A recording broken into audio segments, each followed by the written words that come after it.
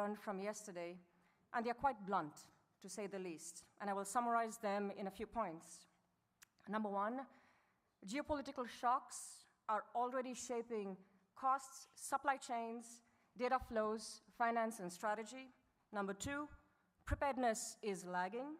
And number three, waiting too long before transforming is not an option. In our pre-experience programs, which very much represents the master's programs here, we have all the master's students gathered here today. Geopolitics is now a core capability and a competency on the same shelf, at the same level as having an entrepreneurial mindset, responsible leadership, and also AI literacy.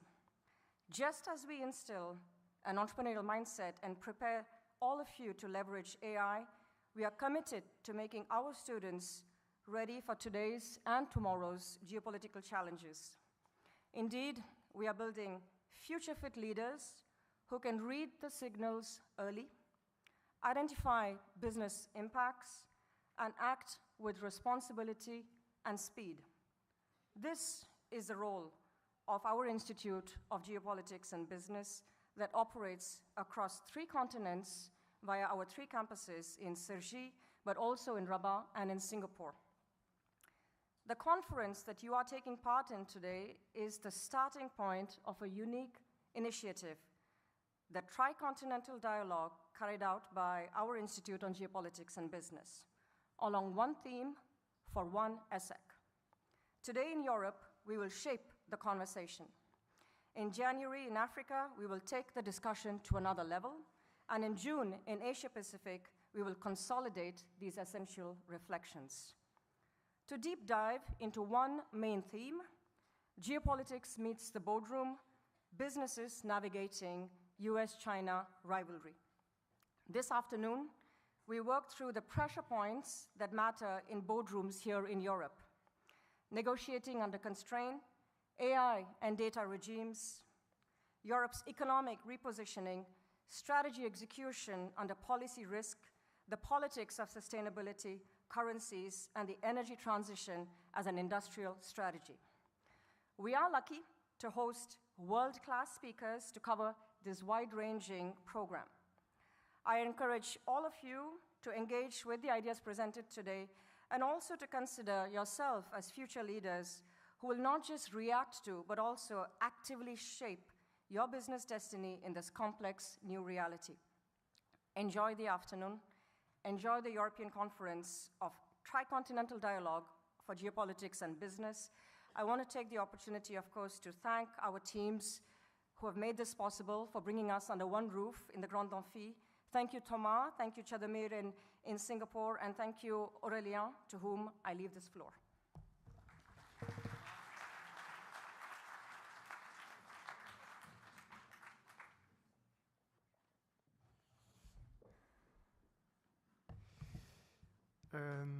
Right, thank you very much, Arti. It's really great to have you for this introduction. And I'm very pleased to welcome all of you here at ESSEC. It's great to see such a crowd of students coming from so many different places to investigate here so many important topics. Basically, I'd like to share with you one good news and a bad news. And starting with the bad news, much has been already said by Arti, but you probably know that you're engaging your professional career in a world which is no longer as pleasant and positive than it used to be from, let's say, 1990 up to a few years ago. We've moved into what we call here post-globalization. It's no longer business as usual. It's no longer the free flow of goods around the planet. It's no longer here in Europe, cheap energy coming from Russia. This is over. It's no longer cheap defense subcontracted to the USA. This is over. The model on which the European continent has thrived is over. And that is not simply the case for us here. It's the case all around the globe. And the series of discussions that we're engaging in will be about the this increasing rivalry between China and the USA. The barometer that Arti told us about is one of the many activities launched by the Institute. And that institute is also built as a way to put in the same room policymakers, business leaders, academics. We very much believe that it is necessary to build a joint diagnosis of this post-globalization. And in order to go beyond the diagnosis and look for answers, we need to be good at sharing thoughts, investigating best practices, and coming up with actual tools. So the bad news is the world is complicated, but the good news is you're now here for a whole year at ESSEC Business School, which is particularly well equipped to provide you with a survival kit in this post-globalization. Not simply a sort of culture générale, as we say in French, or overall, knowledge about post-globalization, but we want to equip you with tools, because all the very functions of companies are being revisited, have to be transformed to incorporate these new geopolitical challenges. And we would like you to become not simply future-fit leaders, but also geopolitics-proof business leaders. That is something we would like to build with you. That will happen through your courses here, and that will happen also through events like this. And I'm very, very pleased indeed that we could pull this together to bring you top-notch expertise on a number of core items which are at the core of this geopolitical major shift. So this afternoon, not in that particular order, Thomas will introduce that more precisely, but people will tell you about energy, about AI, about finance, about supply chains, about a number of other critical approaches to corporations. And we do hope that following these keynote speeches, you'll have a better understanding of what's up and the eagerness to invest yourself into learning more of these tools. So welcome here at ESSEC. I hope that you're going to enjoy this afternoon. I wish you all the best for your studies here, and I pass on the floor to Thomas.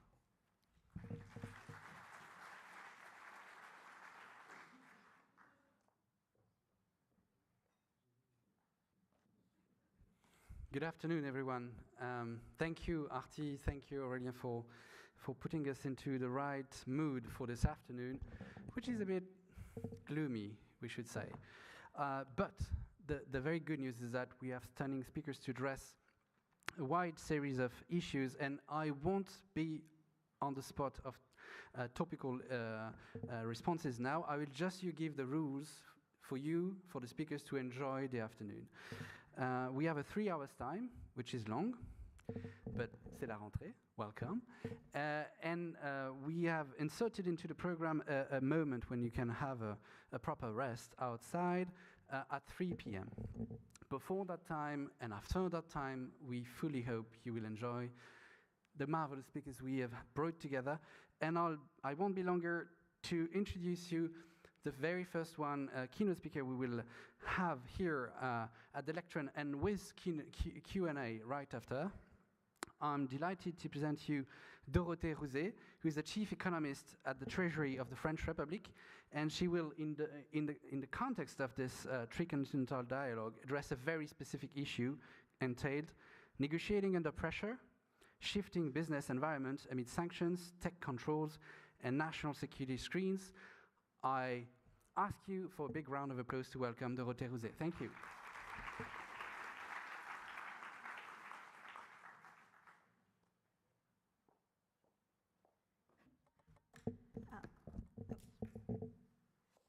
Thank you very much, Thomas, and good afternoon. It's a pleasure to introduce this very ambitious program for the afternoon. I think so what I'll focus on is trying to think of the implications for the business environment of the trend towards what has already been described as a more complex geopolitical environment, and the fact that economic relationships, which we were in a way used to being based on a rules-based order, being now increasingly embedded in a power-based order. Just to go back to to the context in which we now know we operate, I will maybe stress 3 points. One, of course, is the heightened rivalry between US and China, which is openly about technological and industrial domination in the service of geopolitical power. And that applies in advanced manufacturing, that applies in chips, in AI, in critical materials. And I think in the last years, we have, of course, increased the awareness that these dependencies can be weaponized. The second point is a long-term trend towards a shrinking share of advanced economies, or the G7 in global GDP, an increased assertiveness and importance of BRICS, which also shifts the balance of geopolitical power. And the third one is the reemergence of global imbalances. By that I mean large deficits in the US, fueled by, in part by fiscal deficits as well, large trade surpluses in China, fueled by distortive industrial policies, and not having any real mechanism for spontaneous adjustment, which in economics models should happen through exchange rates, but for a number of reasons are not happening. And that, of course, lays the foundation for US protectionism and for more generally resentment across blocs. So this situation, I think we know, is not sustainable politically, geopolitically. It lays the ground for fragmentation and for dependencies in international economic relationships becoming really uncomfortable.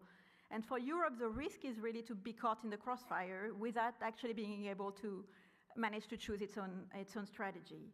Crossfires because of spillovers of the US-China trade war. We see it, for instance, in export restrictions that China put in on critical materials as a response to US protectionism, but which also apply to European companies and can be used as leverage for negotiations, also as a tool for industrial espionage. Crossfire because of the extraterritorial implication of some of the US measures, for instance, controls on exports of advanced chips to China, which are aimed at China, but are also having impacts on EU firms. Crossfires because of the war of currencies, which is also happening around the dollar, around the emergence of stable coins as well.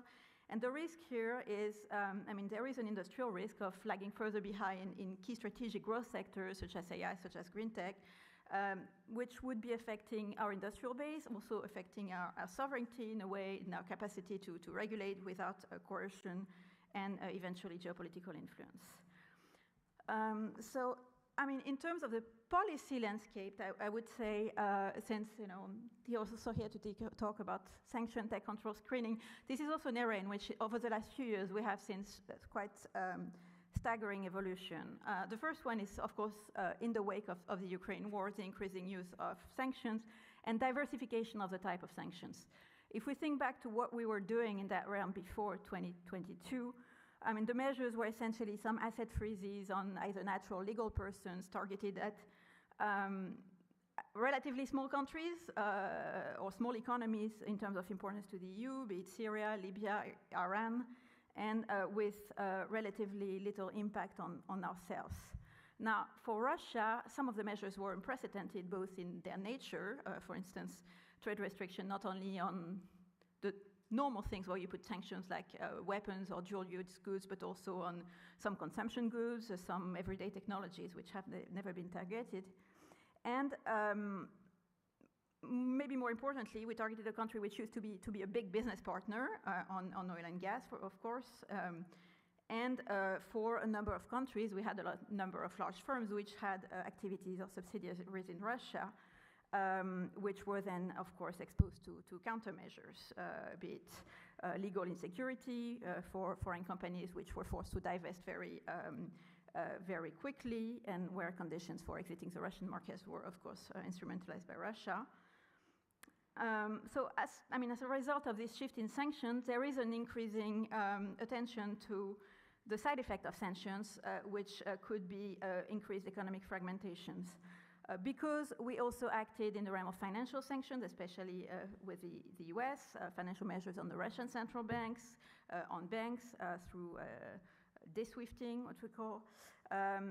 I mean, there is a risk that we end up with different blocs, the bloc supporting Russia, the bloc supporting sanctions against Russia, which we already see at play in sanctions on oil and gas being circumvented, not only oil and gas, but also sensitive goods. I mean, on the observations we had, Russia managed to maintain quite a large part of its imports of sensitive goods because of circumvention, but because also of the support from China, maybe not the same quality, maybe not the same quantity, but still able to function for its core economy. And we are also seeing increasingly alternatives to the traditional financial institutions being developed by the BRICS countries as a result of the sort of fear of potential future sanctions. So there is more and more risk of this fragmentation, meaning for firms that they would have to choose in a way between the Russia-compatible value chain and the US-compatible value chain, and having more and more fragmentation along those lines. The second big evolution in the sort of policy space to respond to these increasing concerns about geopolitics is the strengthening of the concept of economic security, which probably was not a term that you could hear 5 years ago. And in Europe, an expanded toolbox to try to reduce dependencies and vulnerabilities to economic coercion. Of course, I mean, the awareness of vulnerability started with COVID on masks and vaccines, then with the energy crisis, and with supply chain disruption in semiconductors, and now the question of critical minerals for the green transitions is very high on the agenda. So this has become a shared priority when in Europe, this wasn't necessarily a term you could even use because it was immediately labeled as protectionist a few years back. But of course, I mean, the issues are there. The issue of non-market excess capacity, which weaken our industrial structures and our levers for economic and industrial growth. The issue of the resilience of critical sectors, where securing supplies of critical minerals is one of the most emblematic challenges in this area, and one of the areas where the risk of weaponization of this dependency is the most acute. So in all of this, and I think, I mean, this is also what comes out of your barometer, I mean, from the government perspective, we need to work with companies to help de-risk strategic value chains and markets, and also fight against the risk of technology leakage. What has happened in this area, quite a lot is happening at the EU level. We're working towards increased European coordination on export controls for dual-use products. We are working on strengthening the screening of inbound investment, which is going to be put in place by the members that don't have it yet, and with a harmonized minimum scope of application. The stake here, of course, is to strike the right balance between remaining open to foreign capital and attractiveness, so not putting a disproportionate administrative burden on firms, but at the same time having a protection of national security and strategic interests. And there's also reflection on screening of some types of highly strategic outbound investment, which the US has put in place. We are also thinking about it, where we need to think quite carefully about the risk-benefit analysis there before deciding on whether it makes sense to put in place such a mechanism. So I think overall, I mean, this reflection on economic security is now very, very high on the policy agenda. It impacts businesses not only in the most strategic value chains linked to defense or linked to the very advanced type of manufacturing, but more broadly.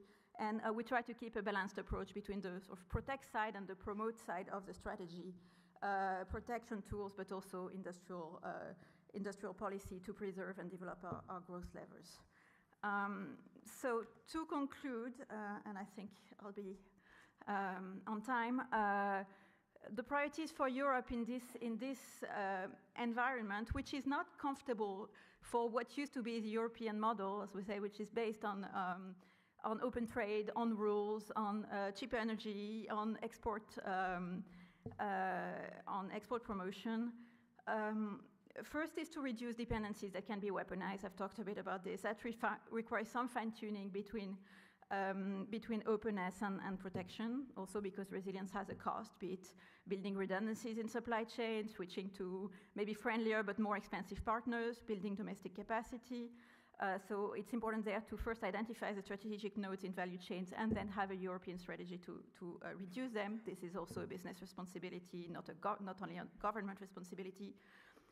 The second point, which we are doing, of course, is also even when we think about economics to strengthen our military capability, which we now know that that is also a condition to being able to negotiate, even on trade, from a position of strength, also to preserve our normative power to regulate in the way we see fit. In the European growth model, maybe from a more macroeconomic point of view, to also rebalance towards depending less on external demand, more on internal demand, investing in domestic growth. Germany is doing it, for instance, deepening the single market also to get the scale and the profitability of investment, which gives us also a position of strength. Thank you. Thank you. Thank you very much, Dorothy. Thank you for opening this tricontinental dialogue. We have time for questions, and isn't it a good time to enjoy? We have mics being able to circulate across students. We have one question here, and I beg you for introducing you when you ask your question. Hello, madam. Thank you so much. My question is about... And first, your name, please. Sorry, my name is Hippolyte. You spoke a lot about Europe, economy, Russian. My question is, what do you think of frozen and Russian assets we've got in France? Should we sell it and invest maybe in our economy, or give it to Volodymyr Zelensky against Russia? What do you think? Thank you. We will take questions 2 by 2, if it's possible. If there is another vocational idea in the room, take your time to reflect on it. And maybe, Dorothy, if you'd like to take that first. So the question of Russian assets, it's, there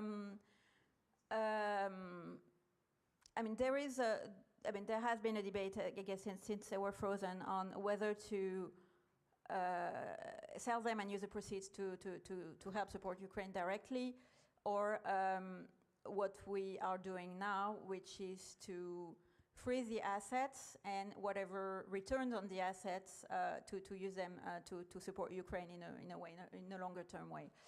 I think the difficulty with going all the way to seizing the Russian assets and giving them to Ukraine is, it is going against international law, which you might say it's a war country, circumstances are extreme.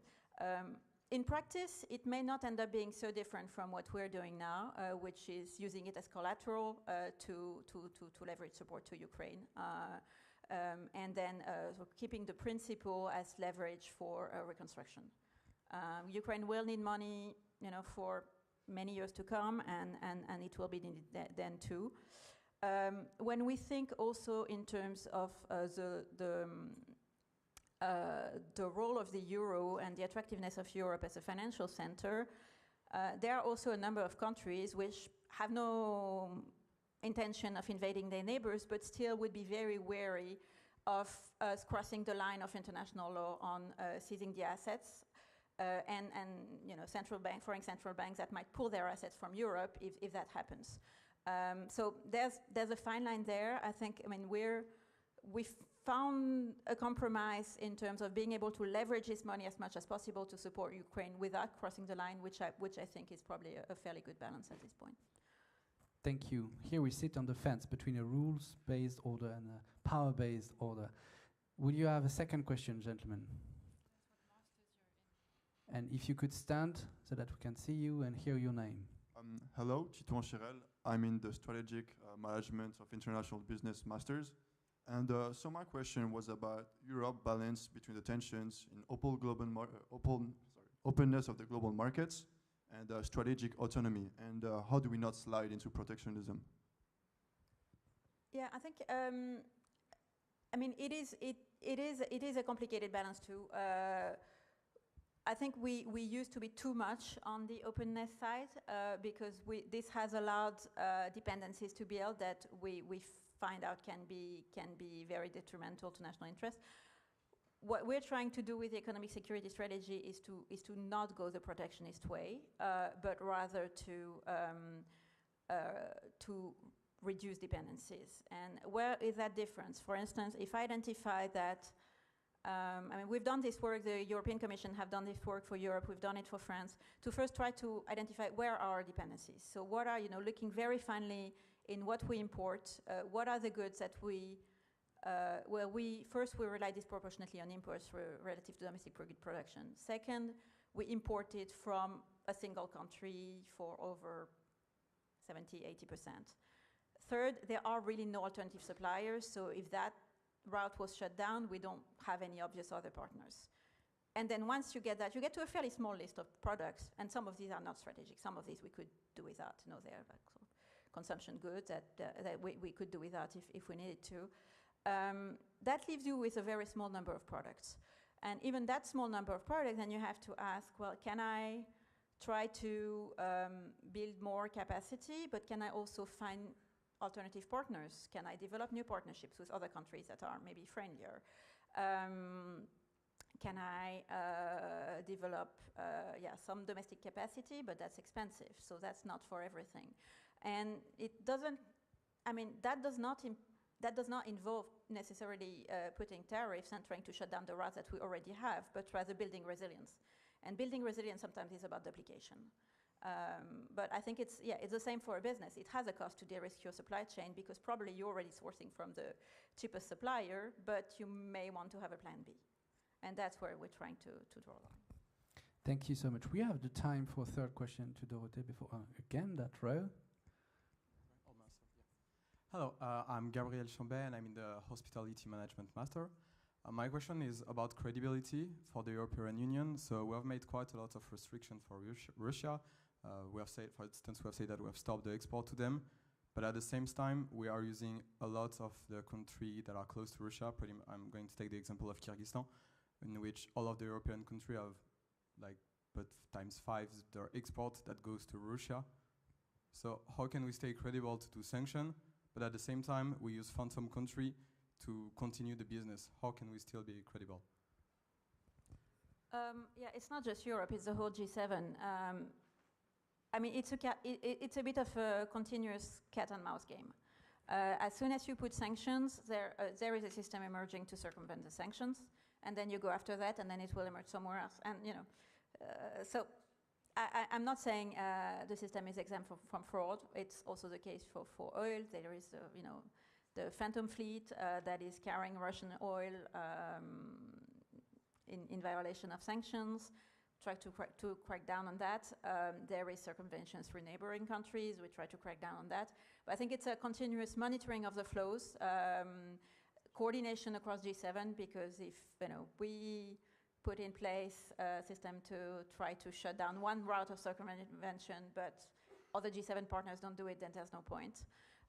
So coordination is important and constant monitoring is important. But as soon as you put sanctions, someone is going to try to find a way to go around them, and then it's a continuous game.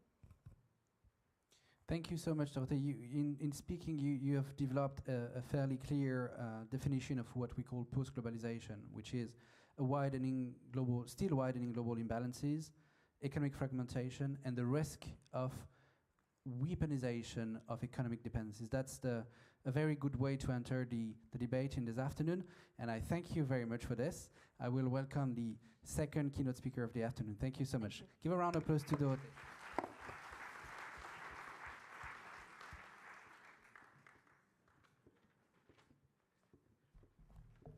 Well, it's my dear pleasure to welcome on stage the second keynote speaker we will have this afternoon. Please welcome Henri Verdier, who is the French ambassador for digital affairs, and he will address as hot topic as we just had, namely geopolitics of AI for European firms navigating tech crossfires and twin disruptions from Silicon Valley to Zhongguoguan. Thank you so much, Ambassador Verdier. Good afternoon. It's a pleasure to be here with you and to try to make it in 8 minutes. And I didn't use any AI model to prepare my conference. I won't be long about the fact that we are living a major shift. This is not a conference about AI, but let's consider that this is a cognitive and anthropological shift. The brain of our children won't be the same brain as ours. Exactly like the fact that we did learn to read did change our brains 3,000 years ago. So this is a major shift that nobody can completely imagine. And it will be a major economic shift. And to go straight to the point, one risk is a complete control by the AI industry of all the world economy. You can think that I do exaggerate a bit, but think, for example, about what is today to be a farmer after the rise of the agro-industry food. You are still a farmer, you still have your farm, but you are not free anymore, and you completely depend on a very important superstructure. 2 months ago, maybe you did notice this, there were a report from the French Ministry of Labor regarding the platform workers, the Uber drivers, etc. And they did show that in 2 years, the hourly wage did decrease by 35%. That's what they did in France. They did propose a new service. They did contract with drivers. They did take the monopoly, and then they started to change the prices. And the drivers did lose 35% of their salary in 2 years. And quite all the world industry and even you at the executive level could become the next Uber drivers, could become servant of the machine. That's the situation. And in this situation, of course, there is obviously, it's not a surprise that it has given rise to a major geopolitical race.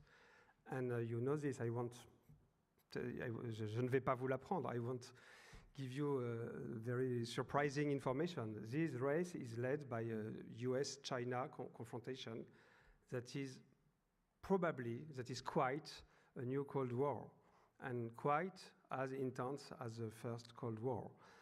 This race is about investment. I imagine that you have seen the numbers. One of the first announcements of President-elected Trump was an investment of $500 billion on one AI infrastructure, the Stargate project. But China did answer with a 200, so that's a bit less, public, $200 billion investment as an answer. So they fight with numbers and with a huge investment. There is a fight about science and technology, and quite the best model in class are US or Chinese. You know about OpenAI, about DeepSeek. But there is also a communication race and fights. I don't know if you do realize, you have heard, I think, last year about DeepSeek, the moment when, for the first time, China did propose a model quite as efficient as the US, but with 30 times less energy consumptive, etc.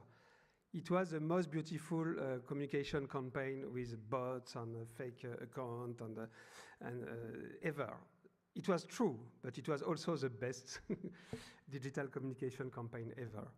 And there is a trade war, and you have heard about tariffs, about the fact that China cannot use NVIDIA chips, etc. So this is a very, very intense war. So in this context, the question is about, for us, Europeans, about the autonomy and the prosperity of Europe and European economy, and I can tell you that it is at stake. I'm not a pessimist guy. Neither am I an optimist guy, because I think this is not very important to know if you are optimist or pessimist.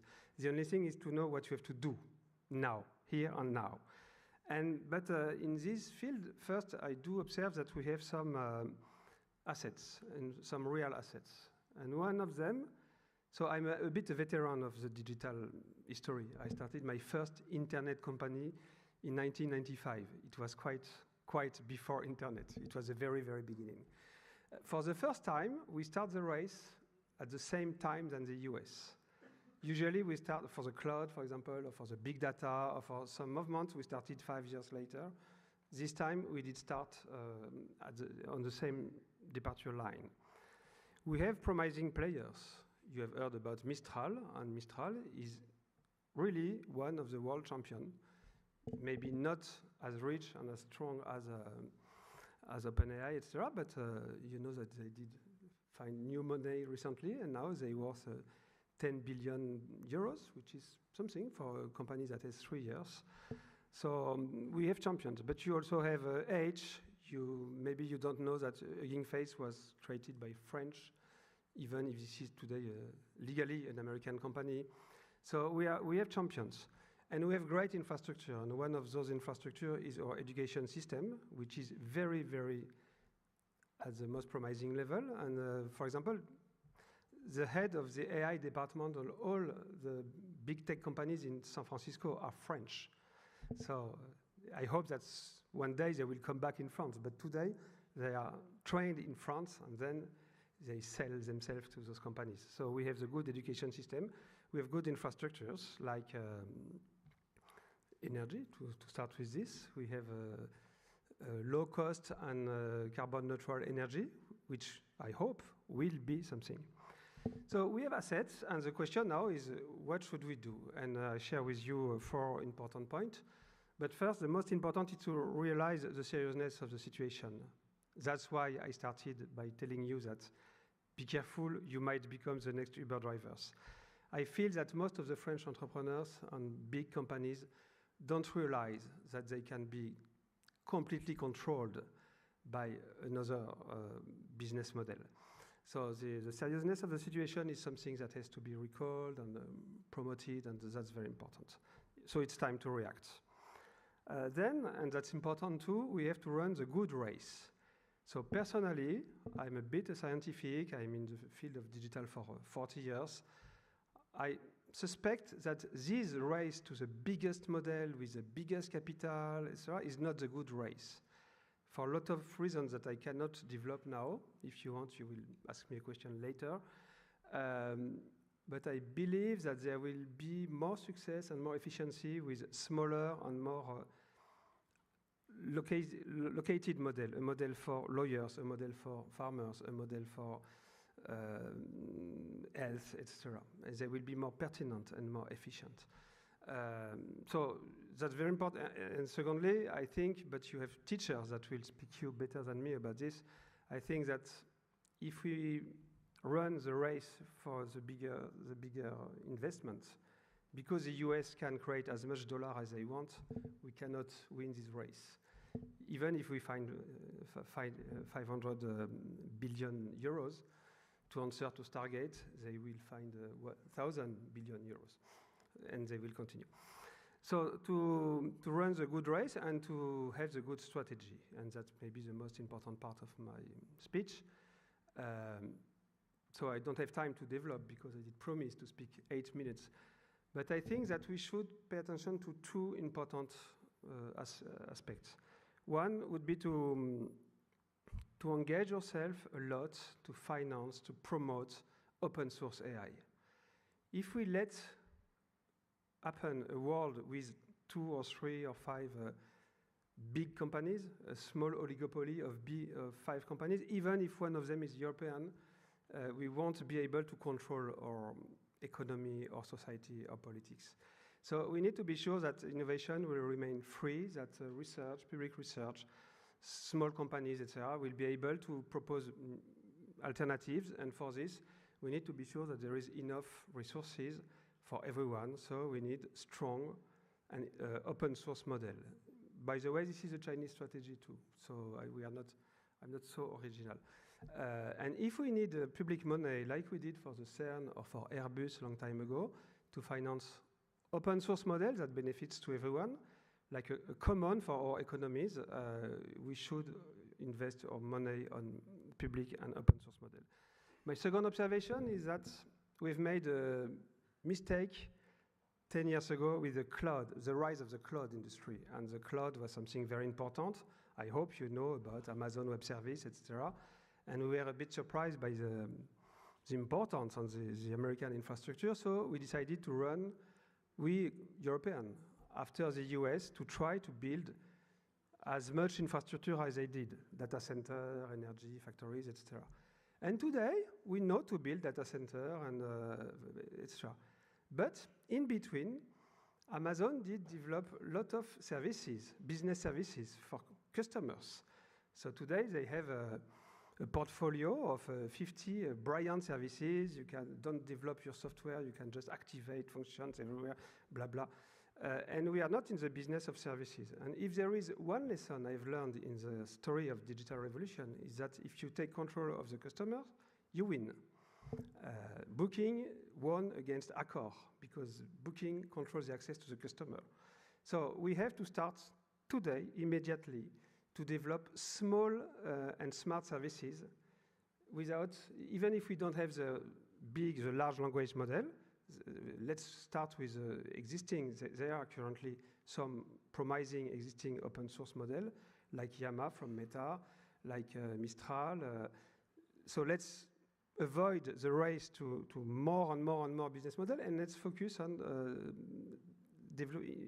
small innovation, local innovation, to transform every industry today and to securize first customer.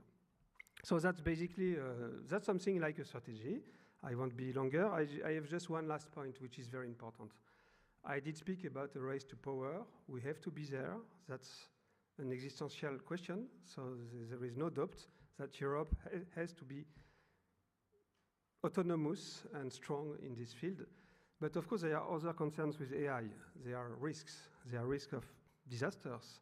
They might be existential risks. They are threat to human dignity. They are threat to the global economy, etc. We need an ethical and regulatory framework.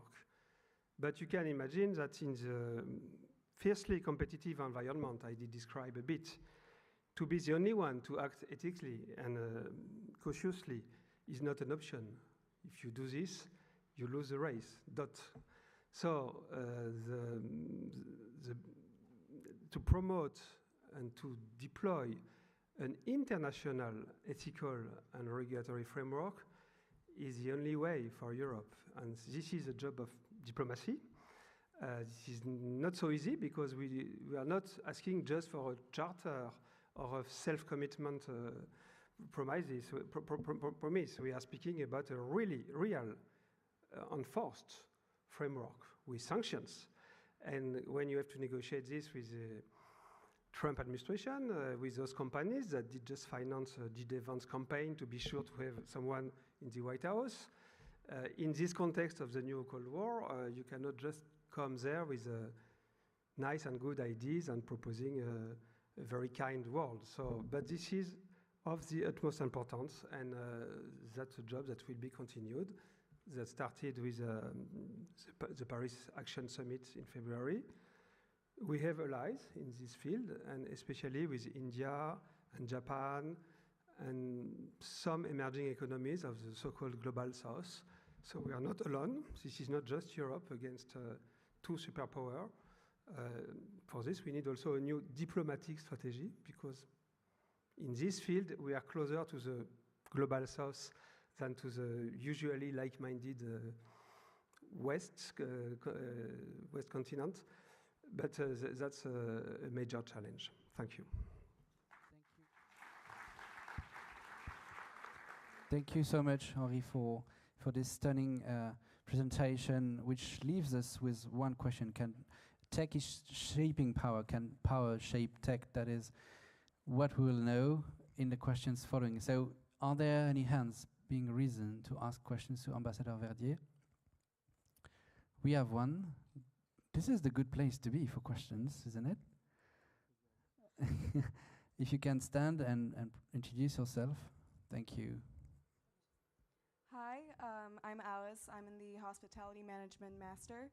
I do have a question. So you said that we should start doing these new organizations to balance out the whole power for AI, but what about sustainability in it? Like, do you actually think about all that? Thank you. You can go ahead if you want.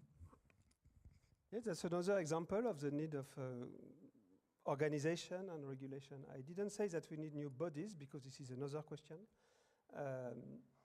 And so, for example, at the Paris AI Action Summit, we are a bit humble, but we succeeded to build a...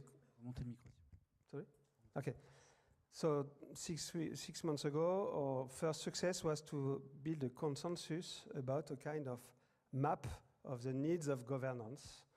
It was very difficult to impose this to the new US administration.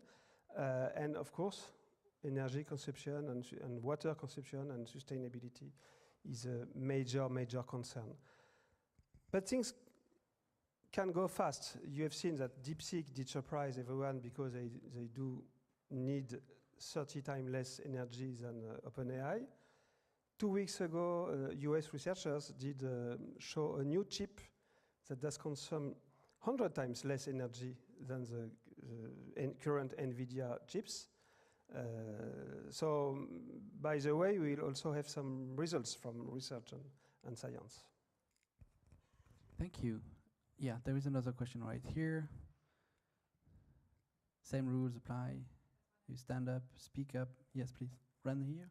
During this time, I just say, if we don't do anything, the next version of GPT-7 will need more electricity than the city of New York. That's all. Hello, my name is Nicholas. I'm on the Masters of Science Entrepreneurship. You were talking about innovative aspects of France in the world. Don't you think that France is always surpassed about financing projects by other nations? I think that France is a really innovative country, but that is lacking of financing in Europe compared to US or China. What do you think about this? Thank you so much. That's a long, long, long question. Yes, of course, we cannot just be happy to constantly invent the cinema and to let the US invent Hollywood. That's not a good business model. I told you I'm a veteran. I started my first company in 1995.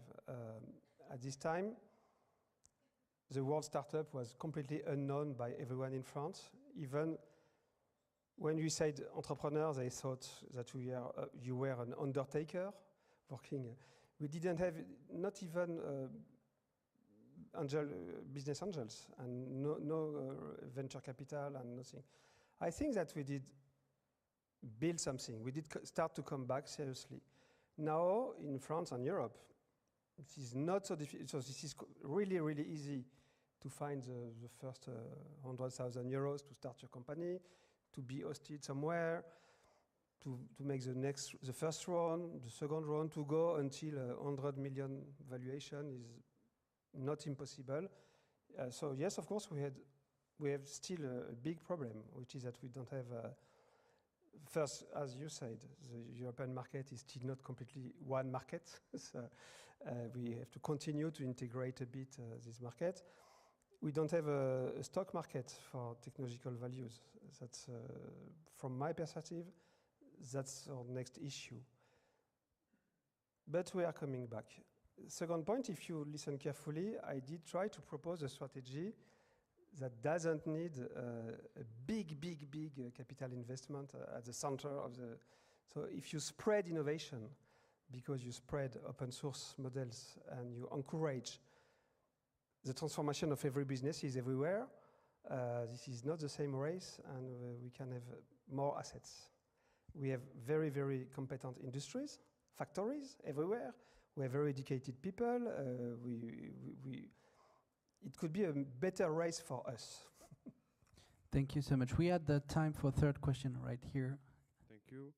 My name is Marwan Neri. I'm in the Master of Science Entrepreneurship.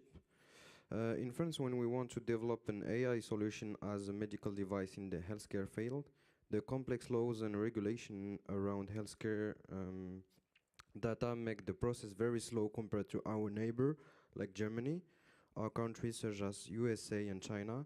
In a world where AI enables a solution to be built very quickly, what can we do, and what are you planning to do to help us move fast and remain competitive?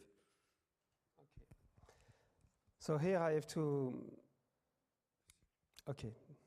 I have two contradictory answers. Of course, and I was an entrepreneur, I started 3 companies. Regulation can be heavy, and of course we have to recognize this. And that's of the utmost importance to learn to build smart and elegant regulation and soft regulation. And we don't do it always. Personally, I cherish the Digital Service Act, which is very, very elegant. And I think that the AI Act, with 400 pages, is too big and too heavy and too fat. Of course. But first, let's observe the truth. Can you tell me one tech company that was killed by the regulator, by the CNIL, or by... because we manage usually to negotiate and to push the companies to improve themselves, but we don't close companies because they don't comply completely with the system. And my second point, the contradictory answer, is that today, currently, there is a strong propaganda against the very principle of regulation. And we know where does this propaganda come from. It does come from a bunch of Silicon Valley companies, and they lie. My answer to those companies or to G.D. Vance that say some very strong point at the Paris Action Summit, saying Europe, you are decadent, you want to avoid risk, you will die, we are strong. Can you tell me one important innovation that was born in the Far West? To be innovative, to have science, to have research, to have patents, etc., you need a social order, you need a police, you need a justice, you need a state. And this libertarian idea that without state you go further and faster is stupid. This is a lie. It did never happen, nowhere. And by the way, they don't want less regulation. They just want to do what they want for themselves. They completely agree with the regulation for others. So pay attention, because there is also a strong propaganda. I will fight as much as I can for a small and an elegant regulation. Maybe I finish with this because it does prove that we have a problem. Do you remember the Suez Canal, le Canal de Suez? The treaty that did establish the Suez Canal was 7 pages long. In 7 pages, they did organize something that did stand until the Egyptian Revolution and could have... Bon. The Eurotunnel Treaty was 7,000 pages long. And it did stand 3 months, no? Before the bankruptcy. So it does prove that we have to learn again to write simple and proper regulation based on principles. And that sometimes the way we do negotiate your text, and maybe let's say the domination of Anglo-Saxon lawyers to push us to make bigger and bigger and bigger and bigger and heavy regulation. Thank you so much. A leçon of élégance, Ambassador Verdier. Thank you so much. Give a round of applause to Ambassador Verdier.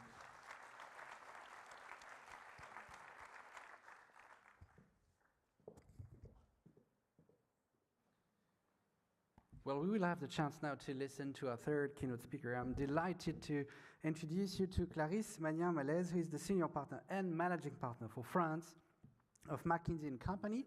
She will address a complex issue: to strategic squeeze Europe's economic repositioning in the age of US-China rivalry. Please give a round of applause to Clarisse, who will join me on stage.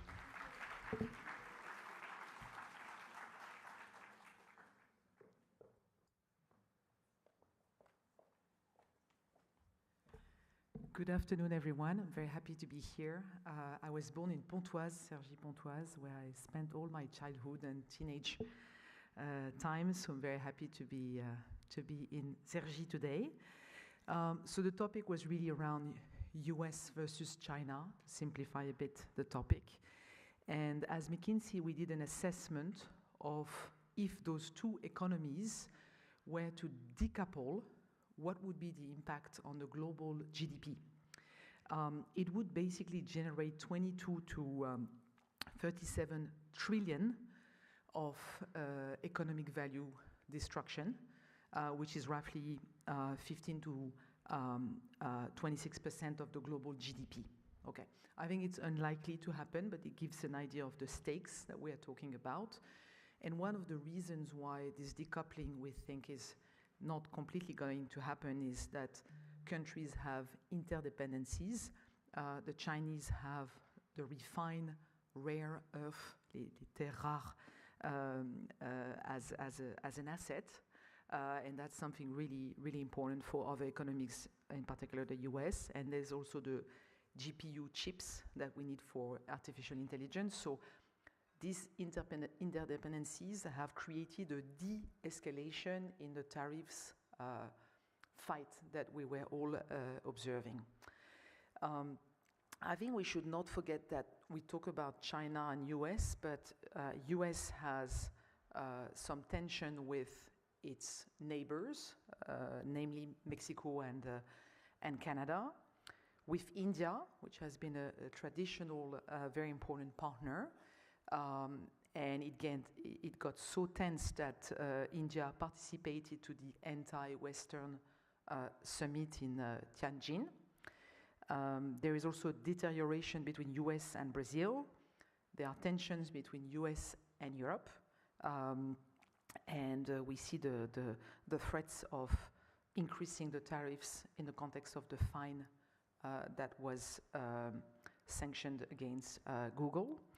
And finally, there are also tensions between Europe and China, mainly on steel, electronic vehicle, spirits, and more recently, pork. So the message is there are many other elephants in the global commerce tension that we are experiencing beyond US and China. What is also important to understand is this is not new. We've seen it starting in 2018, the first Trump administration actually. And this is when the US started to turn away from China. And over the period, 2017 to 2024, the global imports in the US have increased by 30%. But on the same period, they reduced the import from China by 20%. So that was already before all this drama around the tariff. It was at play, and the US was starting to make more trade with countries that are close to them geographically, like Mexico, or close to them from a geopolitical standpoint, like Vietnam. And that was already the movie that we were observing since this period. So the Chinese also, before the tariffs, saw that happening, and they started to redeploy their flows across ASEAN, but also Brazil, but also India, and the Middle East. So the Chinese are making their goods travel by roughly 6,500 kilometers on average. That's the average distance that a good is being transported on, and this is increasing year on year.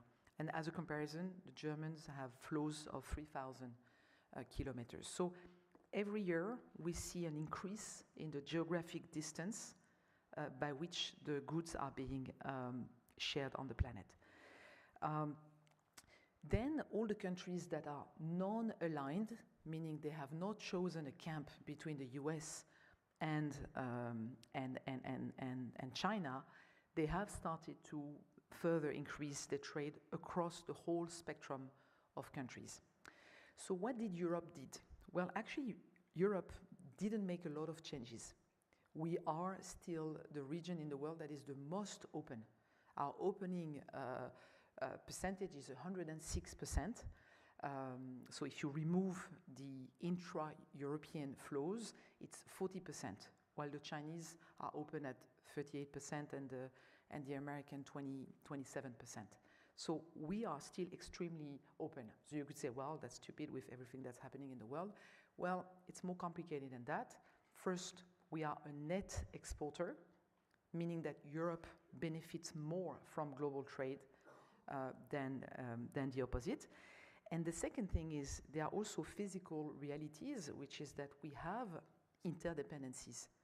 So Europe has scarcity in energy, in minerals in particular, while, for instance, above 50%, while, for instance, the US has no dependency above 50%, and they only have a dependency on base metal. So it's very important to understand that, because you have lots of speeches, lots of analysis, and so on. At the end, to have an industry, you need energy, you need minerals, you need base metals, and you need very specific steps of the technology value chain. And this is why, before you close your geography, you got to look at what you need on the global trade market. So basically, Europe has not made a lot of changes. And the other reason why we haven't is not only that we are net exporters, but when you come back to the businesses, a US company, on average, is doing 70% of its turnover on its domestic market, namely the US. A European company, usually, at least a French company, we have lots of global companies in France, we do 75% outside our domestic market. And if you remove if you look at outside the European Union, it's still 40%. So the European companies are much more dependent upon international trade. So it represents a risk, but I also believe that there are opportunities to be seized by Europe in this chaotic moment. And we've actually assessed it. So we think in one of our latest McKinsey Global Institute analysis that Europe could go after 55% of the US imports that are currently coming from China. And this represents roughly $200 billion of markets for European companies. So obviously there is competition, in particular from Asian countries, and also because the Chinese won't have the opportunity to export in the US as much as they did, they will focus more on Europe. So you see this whole recomposition of flows. The key message is more fragmentation, geography matters in terms of the distance, and geopolitical alignment matters a lot. It creates a lot of risks, but it also creates some opportunities. So now, all this being said, it means that for Europe, if we want to, I would not say survive, but thrive in this new world, we need to really address the competitiveness challenges that we have. So on the one hand, you have the Draghi report that I'm sure everybody knows by heart with the different recommendations. Some of them are around having a stronger European market, unifying regulations, because we are currently 27 countries. Each country has its own regulations, so that's why we have fewer scale-ups, in particular in agentic AI, in even artificial intelligence, etc. So I don't go through all the Draghi report's recommendations, but they are obviously very important. And I would want to conclude that when we look at the US companies compared to the European companies, and not even looking at the Chinese companies because the data is not as easy to benchmark, the US companies are investing 1.8 times more in R&D. They are investing full stop 1.6 times more. They are growing 1.5 times more. They are generating 2.5 more market cap, and on average, they are 1.6 times bigger.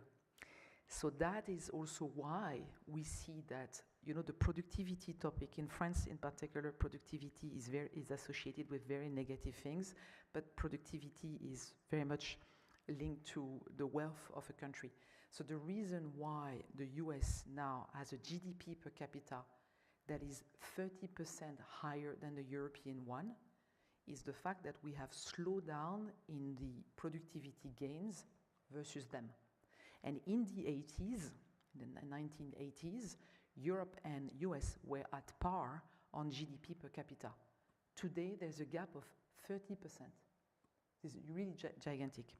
So as a conclusion, as a proud European, I believe that Europe has the best social model. And when I say that, it's fact-based. We have a longer life expectancy by 2 to 3 years versus US and China. We have better gender parity, which is not obvious, but much better gender parity. I'm rushing because I'm looking at the 8 minutes and I'm reaching them. We are better on social mobility. We always talk about le rêve américain, So l'ascenseur social, actually the social mobility in Europe is much better than the US when you look at the numbers. And finally on sustainability, we are generating in terms of carbon impact per capita. We are consuming 2.4 times less than the Americans today. And we are accelerating our carbon emission reduction 30% faster. So 2.4 times less CO2 emissions in Europe versus the US, and 30% faster at reducing our carbon emissions. So personally, it makes me really proud of Europe, but it comes with a need to be very competitive, otherwise we will not be able to maintain this social and sustainability model in the world that we are in. And that's why I do not oppose competitiveness, productivity. It's not a gros mot, it's not a bad word. We need to be competitive, we need to be productive if we want to protect this model. And I think, by the way, that Europe is actually also looked at by investors as an area of stability, and we are seeing a lot of investment coming in Europe right now.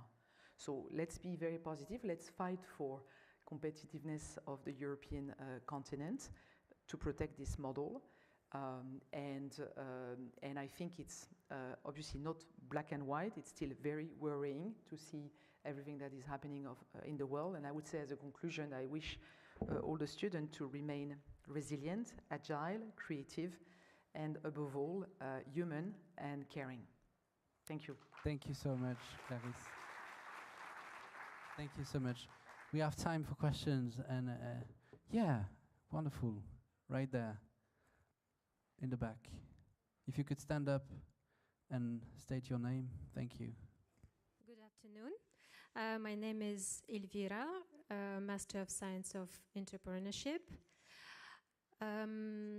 You were mentioning in your speech GPU units and chips. And at the last VivaTech, VivaTech was marked by the partnership between Mistral AI and NVIDIA. NVIDIA is an American company. And for me, I interpret it as Mistral AI are going to be dependent from American technologies. My question is, how would you comment that? What do you think? Thank you. Thank you. Critical dependencies in the tech sector. Well, so I think, first of all, among the European dependencies, I mentioned minerals, I mentioned energy and technology on specific value chains. So it's an area of vulnerability for Europe. By the way, we're pretty strong on base metal, and we are pretty strong as well on intellectual property. So if I take a step back, what gives me hope is when you see DeepSeek, because in a way, out of nowhere, they disrupted things. So it means that the jury's out, and whoever is going to be the winner might change. If you think also about, the Google and so on, are you using Google to search information today? Who's doing it in the room anymore? Like you are using LLM models like the ChatGPT, etc. So we see, for instance, that the traditional search engine, with or without AI, are declining dramatically versus, for instance, the LLM models. So in technology, nothing is really set and can evolve, just to take it. And then back to your question, maybe a bit more directly, I think there's a question of ability to scale.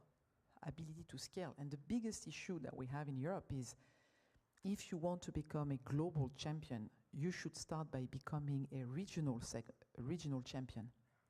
And it's really tough for entrepreneurs, by the way, in tech and outside tech, to gain the scale. And when you're on the US market, by definition, you are in one country and one of the biggest markets on the planet. In Europe, you're not on the biggest market in the planet because you're going to need to do a lot of work to move from France to Germany to UK, etc.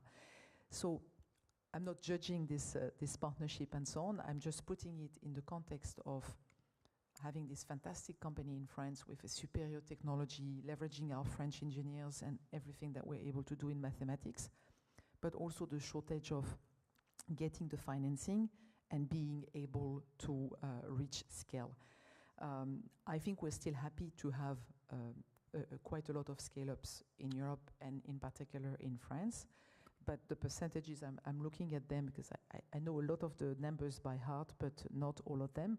But for instance, yes, we have, by the end of 2023, we had 23 Gen AI companies that had scaled in the US, while we had 3 in Europe. So 23, 3. And when you look at the investment that was put in Gen AI in the US, it was 23 billion in 2023, while Europe had invested 1.7. So less than 2 billion in Europe, while the US had spent 23 billion. So if you look at the amount of investment, their ability to scale their company, we really have a risk that our, European scale-up don't actually scale to the global level. So yes, it's a bit concerning, but the root causes, I think, are back to our European market and ecosystem. Some people are saying we should have a 28th state, which would be a virtual state, with a specific regulation in which companies, potentially in technology, would be able to operate above the other 27 countries. But you can imagine that politically it has also a lot of probably debates associated with it. Thank you so much. This is a very on-the-spot question. Do we have another one? Yeah. Oh, same guys. No, not you. Maybe here, because he has already a question. Thank you. Hello, my name is Leonardo. I'm from the strategy program. And I was curious to know if you observe a tendency of European company of doing an integration, a vertical integration due to this geopolitical tension, because we know that a lot of companies outsource in the last years because it's more competitive to outsourcing from maybe China or India, for example, with pharmaceutical companies, API. And my question, if you are observing a tendency of vertical integration, and if you think that one day in Europe companies will be competitive even producing just internally. Thank you so much. Market trends. Yeah, no, so I think, we see all the companies are concerned about their footprint, both the sourcing, where they produce and when they sell. So I think they do a lot of resilience tests, and they look at the steps of the value chain where they have vulnerabilities. So sometimes they move from a single sourcing to a dual sourcing, or from a dual sourcing to a multiple sourcing to reduce the risks. Sometimes they consider vertical integration. On energy, a number of companies are producing their own energy and renewable energy sometimes, so they do both, like they take control of the energy supply and they also make it greener in an attempt to create differentiation and avoid also carbon tax. So we see this trend at play a lot. And I think for Europe, I think we need to work on competitiveness. There is the cost competitiveness, but there is a lot the non-cost competitiveness, which is in particular innovation. And that's why education is also so important. And I think we have great education in Europe. I think the US have to import a lot of their top talent. We don't. We have great talent from all over the world, but we are also organically producing this talent. So that's why if we want to fight in this global trade, I wouldn't say war, but I think these topics of competitiveness, cost and non-cost, are super important, and then mitigating the risk, hence your question on vertical integration. Thank you. I guess we have a time for last question. I know there was someone here willing to. Yeah, well, go ahead. Hello again, I'm Nicholas, Entrepreneurship Master of Science.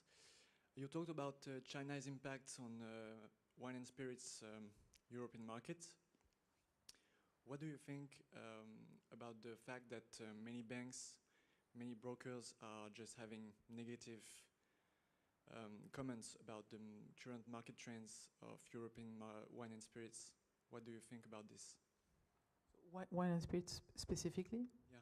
Well, so I mean, we are exporters in the US, by the way, in the US and in China. It's a complicated topic because you have a lot of parallel trade, meaning that you can send bottles through other countries and then they get into their end markets without you controlling completely the intermediaries. So it's a bit of a complex topic for that reason, but it's just one of the topics that is put on the table for negotiation, right? So just like we have this threat of electronic vehicle eradicating our automotive industry in Europe, we do export luxury goods, in particular for France, spirits in particular as well. This is something that is just being put in the balance. And then there's a broader context where actually the spirit consumption is reducing also. So you have this that amplifies the situation. Among the reason, as you know, in China, you make gifts and you could offer a good bottle as a gift or a luxury good. And then there's been a lot of anti-corruption measures which have made this kind of gift suspicious, right? And there are also elements of acceptance of purchasing this type of products, etc. So I do think Chinese, like any other nationality, are probably drinking as much today as they used to, but they probably just drink different brands, and there are lots of local spirits, usually a bit cheaper as well. So anyway, so for me, it's a negotiation. It's a negotiation topic, and it's a visible one. Because in particular for France, all the luxury industry is contributing to the GDP of the country, so it's sensitive. I would say luxury and agriculture. I would say then automotive for Europeans, in particular Germans, are very symbolic areas to put in front of the media as part of the broader negotiation. Borders, borders, borders. We'll try to keep discussing this issue, and I would like you to thanks very warmly, Clarisse. Thank you so much, Clarisse. Thank you. Good luck.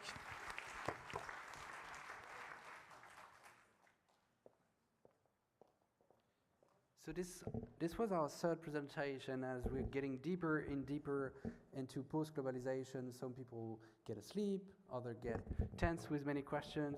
From that point, we have a good news, a bad news. The bad news is that the next stop is in 20 minutes, and you will have a quarter to leave the room and be back on time. The wonderful news is that we will be able to host on stage Famke Krummüller. Famke, if you can join me. Famke is partner and EMEA leader for the geostrategic business groups at EY Parthenon. Thank you so much, Famke. And you will present on this sophisticated topic, navigating US-China rivalry, geostrategy in practice for European businesses. Thank you, Famke. Thank you, Thomas, and thank you for highlighting that I'm the person that stands between you and the break. But let's hope this is interesting. I have a quick anecdote because we were talking about wine in China. Last year when I was in China, I was invited to a dinner and they served me red wine. And I thought, ooh, red wine in China, I don't know. And it was excellent, and I thought, oh, interesting, maybe naive European me, I thought maybe this is an import from France or from Italy or something. No, it was Chinese red wine that turns out they had cultivated over years, apparently with input from French expertise. So if the Chinese don't import wine soon anymore, that's also because they can actually do really good stuff locally. But I'm not here to talk about wine. I'm here to talk about what businesses can do in practice to manage geopolitical risk. And before I dive in, I want to say I'm very happy to be here, and we're talking about bad news and good news. And I think the good news for you guys is that when I look at the market from a talent perspective in geopolitical risk management, and I've been working in this market for 15 years, is that I noticed that we have a lot of people that know geopolitics and politics very well. And then we have a lot of people that understand businesses very well. But we really lack the people in the middle that are able to unite the two and to make the link. And so I think this is where you're trying to position yourself and what I hope you will learn over the next year or so. And I can tell you there's a huge need for that. And so I think something very interesting to be built there.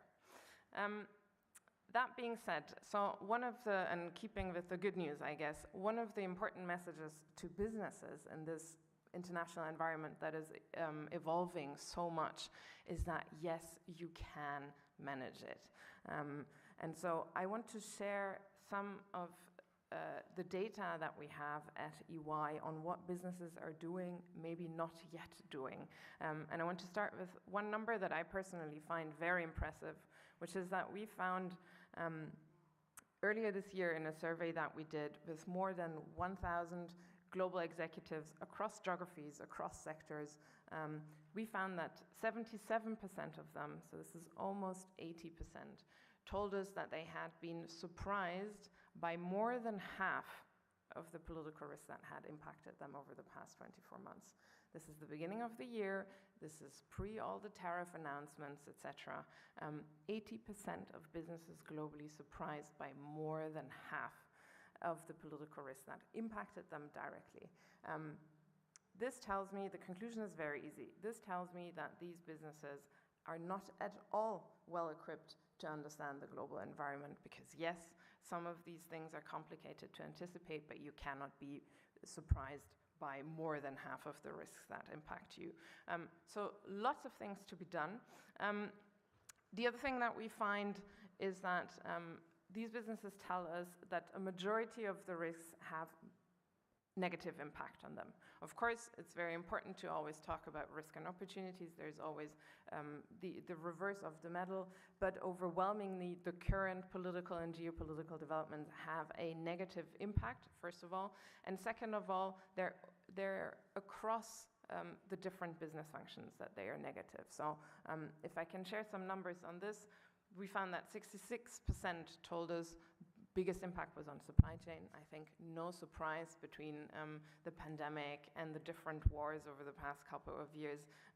That's nothing new, but what is also interesting to see is almost 60% said reputation and compliance. We had a presentation about sanctions. This is something that's relatively recent. It was something that in an earlier survey we found less businesses had shared that this had impacted that part of the business so much. Finance and tax, growth and investment, data and IP, and you can see this is really going across different business functions. That makes it also very complex because you've got a number of political and geopolitical developments that are then not just impacting, I don't know, let's say IT. So you can't have just your IT guy looking at this. It needs to be really across the business.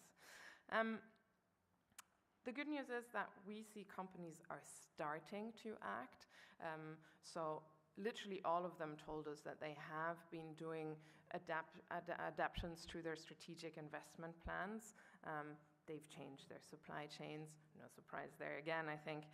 They have actually accelerated their investment in certain markets. Almost 30% told us that as a direct result of political risk, they accelerated investments. That is mostly, I think, because they're trying to diversify into different geographies. 25% have relocated operational assets. All of these things take time. So you can't say, ooh, invasion, I didn't anticipate, let's go somewhere else. It takes 18 months or longer to relocate your supply chain. So a lot of movement there. And then on average, we see more investment into what we call geostrategy capacity. So this is the internal capacity of businesses, to deal with these political developments. We see that now, for example, 46% say that they're taking geostrategic actions on a regular and proactive basis. This is up from 40% in 2021. That's only a 6% increase. Given what happened in all of these years, I think that is not very impressive, but it's a slow progression. And I say geostrategic actions that are proactive and regular, and that's because a majority of businesses actually still function in crisis mode.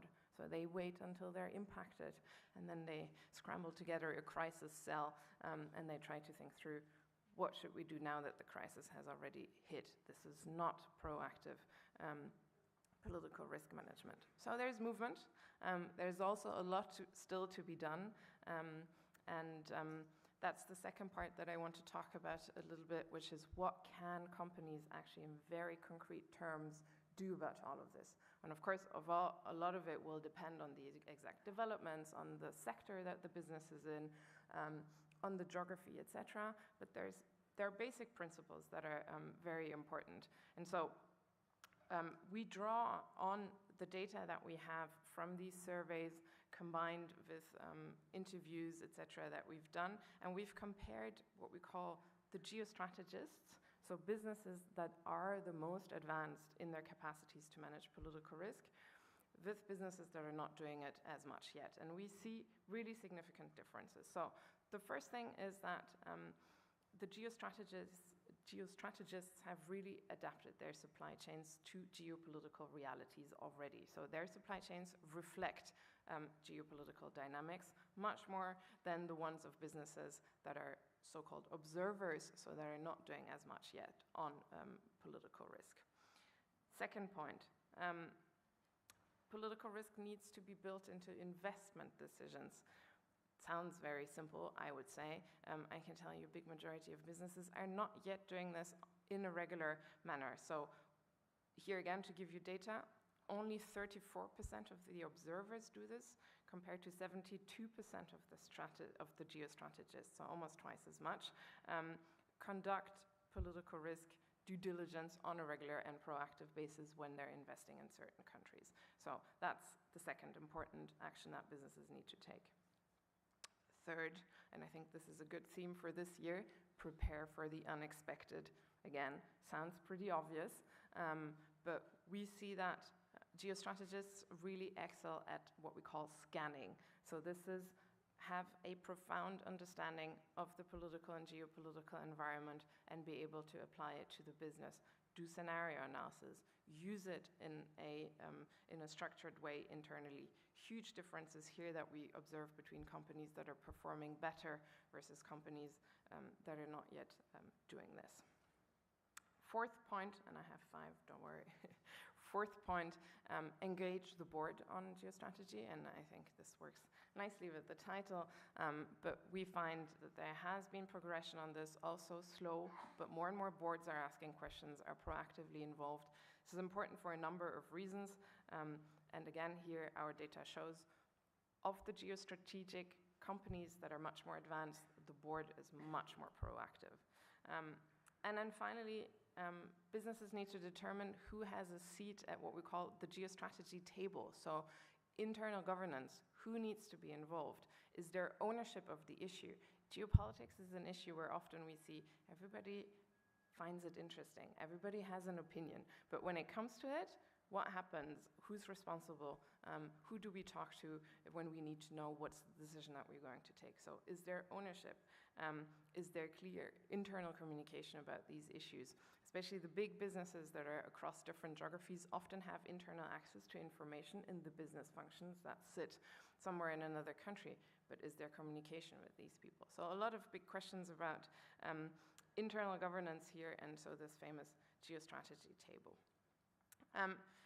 These are some of the very concrete actions I wanted to share. Of course, there's so much more that we can go into, and I'm looking forward to the discussion. But I think the main message that I want to bring to you today is really this idea of, yes, there's a lot of uncertainty. Yes, there's a lot of things that can be changed.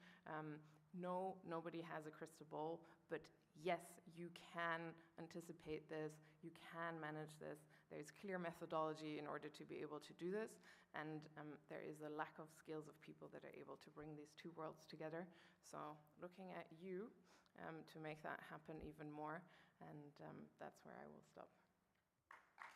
Thank you so much. Thank you so much, Femke. Please join me. We have time for questions before we break off. So there is one here. Right there.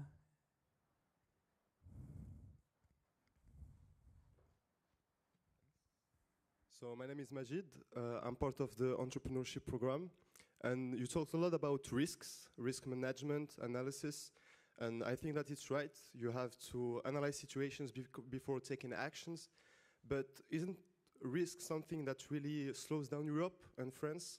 Because when you see Russia, the US, China, they take action.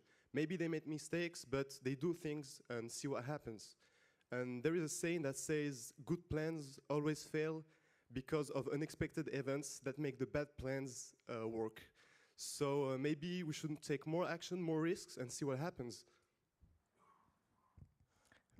Thank you. A very entrepreneurial question focusing on risk. I don't think risk as a word has a very negative connotation, and you allude to it. I don't think it necessarily should, and I don't think managing the risk or managing the political risk necessarily means a negative thing or necessarily means less growth. Actually, arguably, on the exact contrary, if a business is able to successfully manage geopolitical risk, and this for me includes both the management of the risk via kind of enterprise risk management, etc., but also the integration into strategy, as I mentioned, as part of decisions of investment. What countries do we go into? What countries maybe do we have to leave, etc. Businesses that do that successfully will be the ones that will be more successful in this international environment that we're describing. So it's not, and like especially to the strategy parts of businesses, this is very important, I think, to explain. It's not about managing the risk and therefore retrenching and not doing anything anymore. On the contrary, it means taking lucid decisions, fully aware of what the environment is today, and maybe even more importantly, what it could look like in 5 years and in 10 years. So I think one does not exclude the other. Thank you. We will, yeah, we have two questions right there. We'll take them in a row. Hello, my name is Rebecca. I am in the sustainability major or master's. And my question is, part of the rivalry we're seeing between China and the US in the moment is the US is going full speed ahead on fossil fuels, and China is going full speed ahead on greener technologies. So is sustainability being considered as a geopolitical risk within companies, or are these two topics starting to be treated, or are they continue to be treated as separate topics? Thank you, that's a great question. It really depends in terms of what I observe, how it's being treated. Ultimately, sustainability, as you also alluded to, is driven big times by political developments, regulatory developments, even geopolitics these days. So both the regulations in kind of the very strict terms, but as well as the broader business strategy around sustainability related decisions are driven by politics, and so need to be seen together. Some businesses are starting to do that, others are far away from it and are still looking at it as a pure reporting issue and now say, oh, we need to report less, so never mind. But it is increasingly and really should increasingly be seen as something that is directly related, and then feeds back to what was also discussed just before I spoke around questions around competitiveness of different geographies and then of businesses that operate in these geographies. And I think going forward, these two issues will increasingly become very interlinked. Thank you. We had a chance to take a third question right there. I saw a hand. Yeah, thank you. Hello, Giovisions Chirel in the strategy management of international business. You stressed quite well the importance of mixing geopolitics and business for tomorrow's world. So for us that are here for 1 or 2 years, what should we do to be in that quite middle? Well, I mean, I think what you're doing right now is exactly the right thing, which is don't look at these themes in isolation. So for this specific issue, it is not interesting to just think in isolation about the big international relations theories, and I'm a political scientist, so yes, that's very interesting, but that's not what we're trying to do. No business leader will understand why they should even care about this. And the other way around, be sure that when you look at a business, you don't look at it in isolation either. And I think the big challenge is here and I also heard it last night, and I fully agree, which is the world has changed relatively recently, so a lot of the current business leaders struggle to update their software, as I call it, with this idea of something that might have functioned in the past might not function in the future. And so I think you are in a much easier position to challenge these assumptions because you come from a younger generation and don't need to update your software as much as current business leaders need to do it, and that's where a big opportunity lies. But so bottom line is understand both sides and bring them together, and then you will have a lot, to contribute to what is currently being discussed in this field. Well, thank you so much. Please join me in giving a round of applause to Femke. We have reached the point where you can enjoy restrooms, but be back in 15 minutes, meaning at 3:25 maximum, so that we can be fresh starting the next speech. Thank you so much.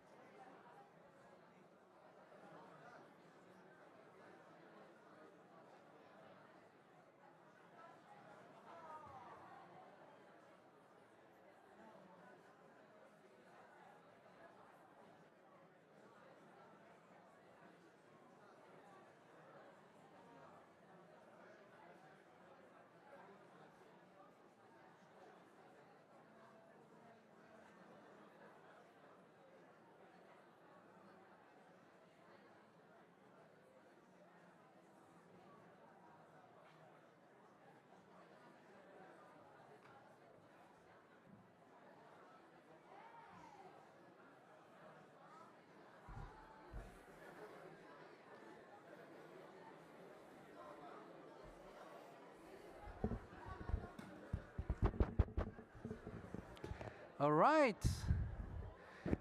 Welcome back.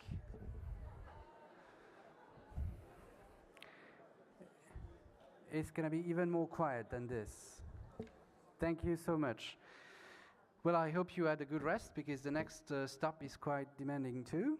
And I'm delighted to introduce you to our next speaker, who will speak in a very specific context because we are on the eve of the 18th anniversary of the United Nations.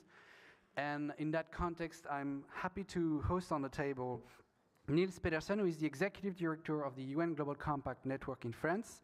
And he will address another topic, which is geopolitics of the backlash, recording our sustainability questions, how businesses can navigate disruptions and power plays 5 years into the 2030 agenda. Niels, most welcome.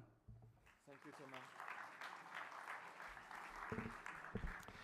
Thomas. Good afternoon to everyone, and thank you, Thomas, for this invitation. It's a nice opportunity to talk, indeed, about backlash. And at the United Nations Global Compact, let's call Global Compact will be easier for everyone. Pacte Mondial in French for the one who wants to know.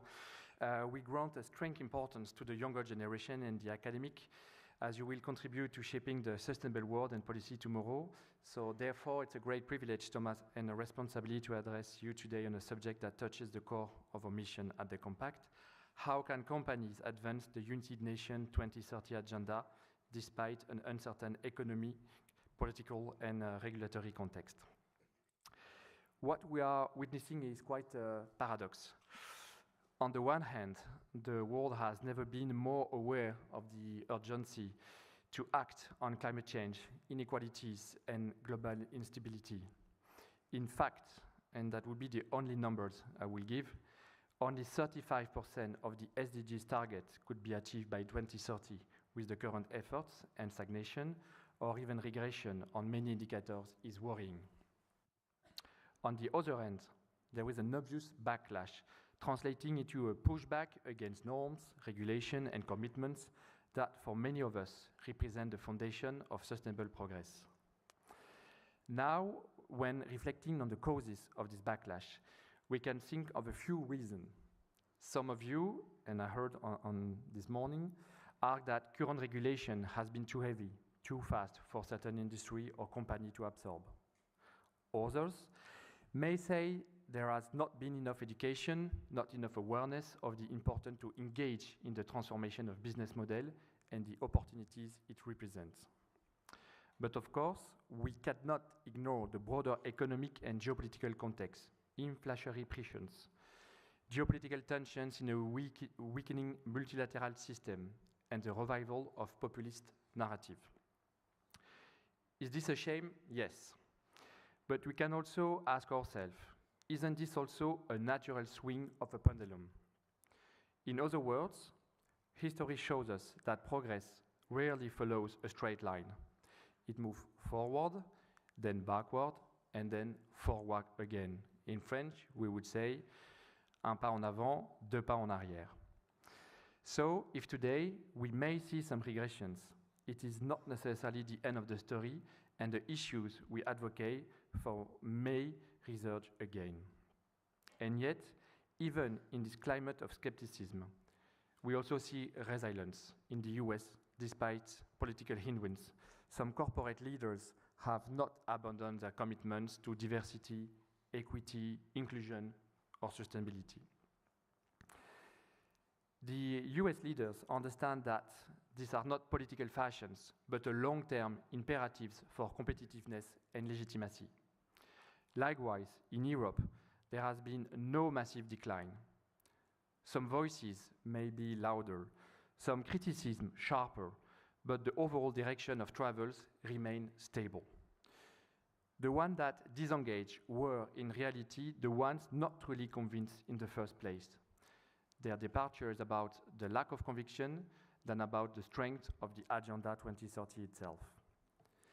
And let me share with you a preview of our latest European study measuring the perception of sustainable development by the population in Europe, and that will be published next week during the UN General Assembly. Our survey demonstrates that European and French citizens in particular are not disinterested in the issue at stake. I can't tell you more at this point, as we will release on next week, but stay tuned and you will have all the numbers. On the contrary, European citizens remain deeply concerned. This matters because ultimately, business does not operate in a vacuum, it operates in societies. And societies, despite political wins, continue to demand responsibility, accountability, and purpose from their economic actors. At the UN Global Compact, this observation is the same. Neither in the United States nor in Europe have we experienced massive departure of company. Quite the opposite. Our network in France continue to grow. Particular, more and more companies are integrating the United Nations values and NDGs into their strategy at the core of the business model. But for us, it's not a surprise, and as you said, over the past 25 years, the UN Global Compact has overcome many crises, financial meltdowns, political turmoil, and pandemics, and yet it has never been stronger. So let's remember the Kofi Annan's vision that set up the compact. The vision of Kofi Annan was to make companies accountable and to actively contribute to the general interest, which goes behind borders and markets. It was also based on the idea that sustainable prosperity cannot exist without common rules, without an ethical framework, and without mutual responsibility. So the Global Compact was not built on a short-term calculation, but on a universal principle about human rights, labor standards, environmental stewardships, and anti-corruption. These principles do not lose their validity when politics change directions. They endure because they are the foundation of trust, of legitimacy, and sustainable prosperity. And the companies who participate to the UN Global Compact have precisely taken long-term commitment on the SDG issues, ESG's issue more precisely.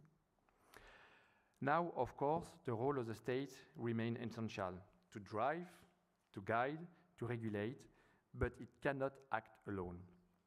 In France, for example, the private sector represents up to 80% of employment. This means that no deep economic, social, or environmental transformation will occur without the full participation on the private sector. The 2030 Agenda, with the 17 Sustainable Development Goals, the SDGs, is precisely the answer to this challenge. It offers a clear framework, a shared horizon, and above all, a common grammar for states, the private sector, and the civil society. And its approach is holistic. A benefit for the climate cannot be accompanied by negative effect on biodiversity or gender equality, for instance. So no one can pretend to fully address all the issues at once alone. This is why partnerships are integrated at its core, and notably between the public and the private. It is an invitation to move forward together and not to give up. So yes, there is backlash, and the balance may not be swinging on our side for now. The task for businesses is not to retreat, but to hold firm, to remain committed to principles that transcend electoral cycles, to anticipate the resurgence of the very issue we see today being neglected, and to build resilience into strategy and operation. And let us not forget, the 2030 Agenda was never meant to be easy. It was meant to be transformative, and transformation is also disruptive. But if we remain committed, as many companies in the US, in Europe, or even in China and across the UN Global Compact already are, then we will ensure that this moment of backlash does not become a breaking point, but rather another step in the long arc of sustainable progress. Thank you, Thomas. Thank you. Thank you so much, Niels. You've touched upon many important topics and words we have not had in the conversation so far. Linearity of progress is not reality. We have to use non-linear approaches to fully enter into the plus globalization. So happy to take questions for Niels while we are here. I can see a hand risen here. Thank you so much. You can stand, state your name, ask your question. Hi, hello, thank you for the presentation. I'm Carmen from the Sustainability Transformation Master. So you mentioned rightly so that not all companies can address all of the SDGs. So I have actually two questions. The first one is, how do you balance, or companies balance, SDGs, so for example, no poverty or hunger, without compromising climate change or biodiversity? And the second one is, how, being that they are not legally binding, how do you make companies be accountable for their commitments? Thank you. Thank you for the question. The answer is there is no recipe, because it's not easy. It's not easy to balance all the SDGs, the 17s, and the indicators and the goals and whatever. But the main purpose for the company is to have the right answer. That's why I give the example of the climate action. In France especially, we are talking about decarbonation. It's urgent to decarbonate. But if you build a nice building here in the middle in the field, with no transportation, with no shops, or whatever, how do you going to succeed to achieve, the biodiversity, the gender balance? Because who is going to pick up the children at the school? The women, not the men. And with no shops, you will have to go shopping. So that's why I give this example. First. Second, for the poverty, it's a tricky question, at least for the Western company, because for many Western company, what we call the social SDGs, poverty, gender, whatever, it's more belonging to the state, to the public sector. In France, especially here, education, maybe not completely DSEC, but it's a responsibility of the state. It's not the responsibility of the company. But in the meantime, in the company, don't give a proper, salary, and that's the issue we are, dealing with the living wage. If you have the minimum wage, you can survive, but you can't live. If you have a living wage, you can live with you, your husband and your wife and your family. And that's the responsibility of the company, to be able to provide a living wage for all the family, and also for the consumers to be able to buy a product at the proper level of tariff, if you want all the employees to live properly. Thank you. There was also the enforcement part of the question about how to make sure it happens. The purpose of the agenda, it's a voluntary engagement, It's the same for the Paris Agreement, it's voluntary. So for the SDGs, except explaining how you can, act as a company and to share best practices, there is no enforcement. There is only voluntary action, engagement, and then you have to balance with different framework. If you just look at the Green Deal in Europe, they especially mention the SDGs. And for the first time in Europe, you don't have opposition between the United Nations in Europe, because maybe for the last 50 years, the United Nations was perceived just for peacekeeping or for development in development countries. And now Europe understood that the SDGs, the framework of the SDGs, is a nice framework also for the European market. And if you read the Green Deal, they said we need to decarbonate to leave no one behind. And this is a specific mention to the SDGs. So for me, this is a political, enforcement, but this is the minimum for the company because we share the same grammar. Thank you. We have time for other questions, and I'm sure they will have.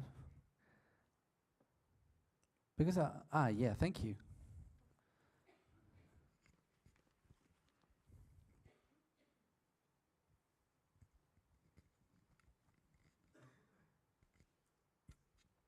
Hello, thank you for your presentation. I'm Robinson for the MSc in Sustainability Transformation as well.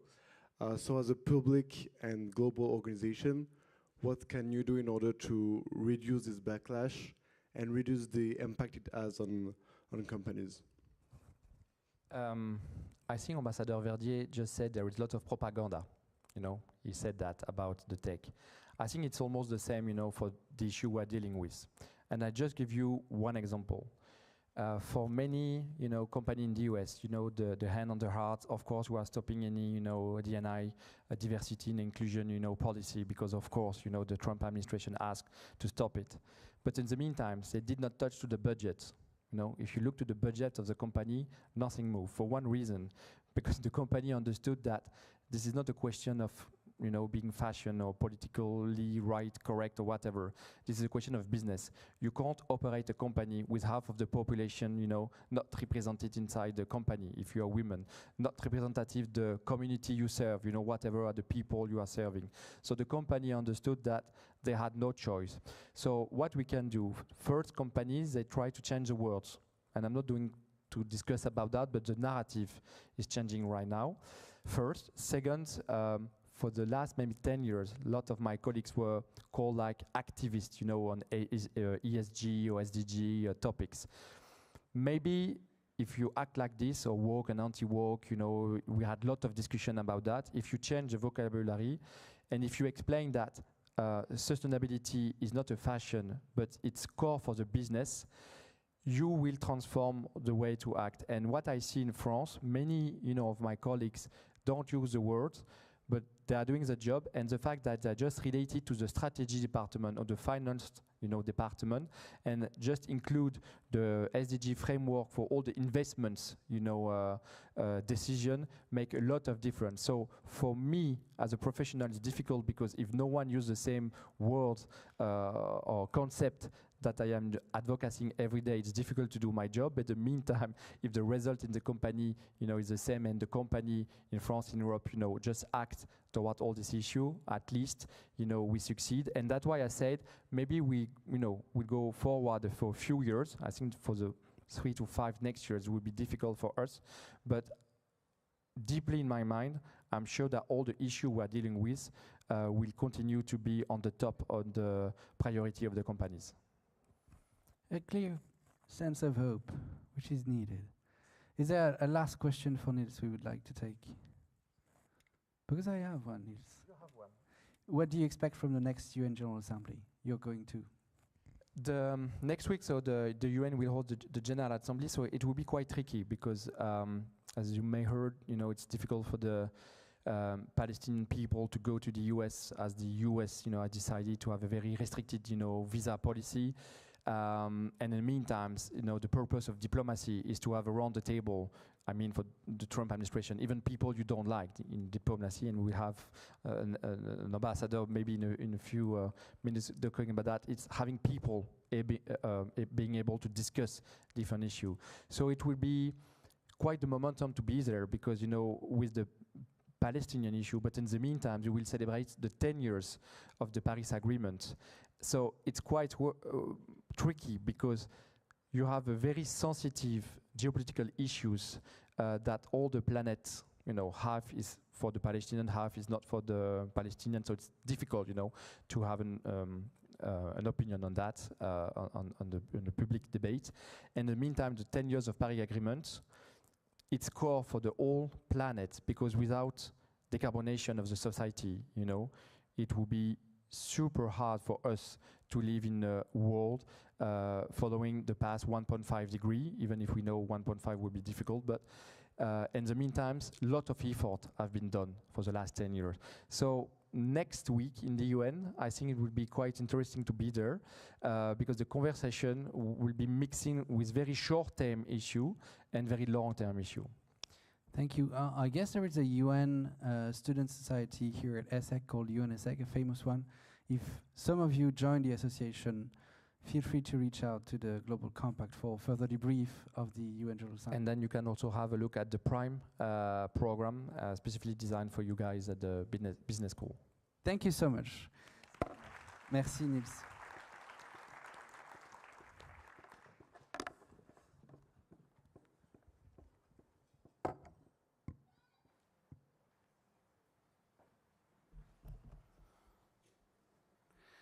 The closer to the end we get, the more hope we have. Thank you, Niels.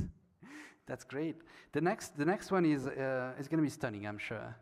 And I'm super happy to call on stage Jean-Patrick Janich, who is a partner and EME lead for public sector at Oliver Wyman. He's going to touch upon a very sensitive topic, geopolitics of currencies, and Europe's way amid power shifts and financial instability. Well, in that topic, we are looking after the UN General Assembly, the IMF and World Bank meetings happening in October. You would get a glimpse of it in welcoming Jean-Patrick. Thank you.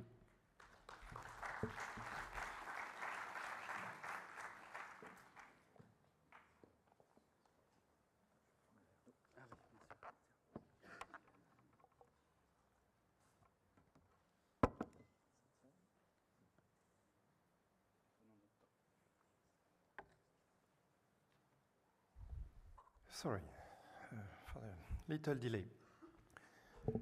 Thank you, Thomas, for the nice topic, geopolitics of currency. Piece of cake. Before starting, I have a question for you. We are obviously will be about to discuss the role of the dollar as the main dominant currency, but I would like to know if you know what were the most dominant currency before the dollar. Question to the audience. Come on, it's an easy one. No, pound. So that was the easy question. Next one.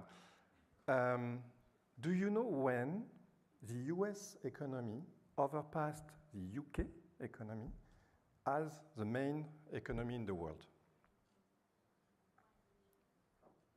Roughly. This one is super difficult. You can just guess. 40s? 1940s, I guess? No idea? So there was please? No, way before. But this is my point.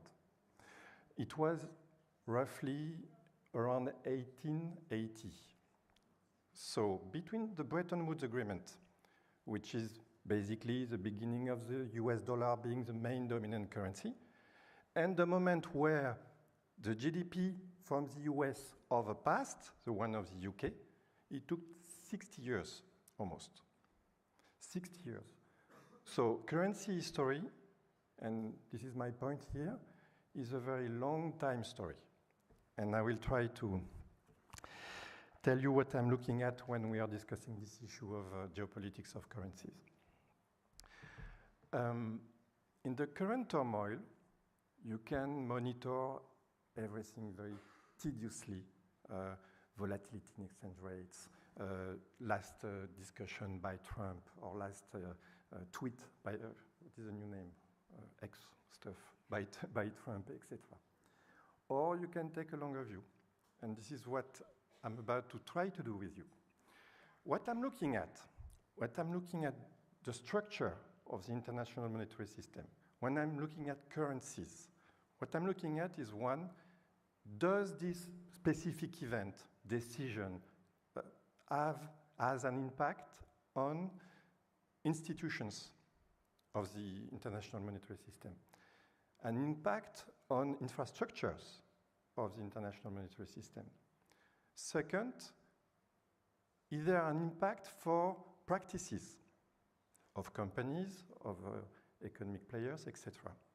And last, does it have a lasting impact on trust on currencies, and particularly on the most dominant currency, which is the dollar? So, having this grid of analysis in mind, I will tell you what I'm looking at currently. I'm not saying it will be after, in 20 years, the most silent features, but at least this is what I'm looking at now. By the way, if we go back to the story, transition between the British pound and the dollar, the most silent features were two global wars, the abandon of the global standard for the British pound, increase also of US dollar in reserve assets of central banks, this kind of stuff. But we cannot tell which event was the most striking one and led to the Bretton Woods Agreement. So currently, first thing I'm looking at, this is what I will call the questioning of the role of the dollar. I want to be very clear. The most dominant currency is the dollar, and this is, in currency history, certainly one of the most dominant currency. If you look at the composition of central banks' reserves, the dollar accounts for 58% of the total. Yes, at the beginning of this century, it was 72%. So there is a decrease, but there is no alternative. The next one is the euro, 20%. 58, 20%. There is no alternative for the moment. So what is interesting, this is that people are questioning, at least. And I'm traveling a lot in emerging economies. They are questioning the role of the dollar. They are taking some actions. You have all heard about what the BRICS are deciding, etc. But structural impact is not there yet, but they are questioning. So this is something for me meaningful. Second aspect, and I will be brief, currency volatility. It's not the daily rates, the issue. The issue is the volatility is strong enough for many players to diversify from the dollar. Now, I was discussing the fact that the US is going from 72 to 58% of global reserves, but who was the main winner of this move? This is gold. Not another currency, this is gold. Gold came from 5% at the beginning of the century to 20% now. So meaning that no one is trusting any currency, I'm a bit pushing too far, but less than it used to be in the previous period. Third element, obvious, the willingness to build economic blocks.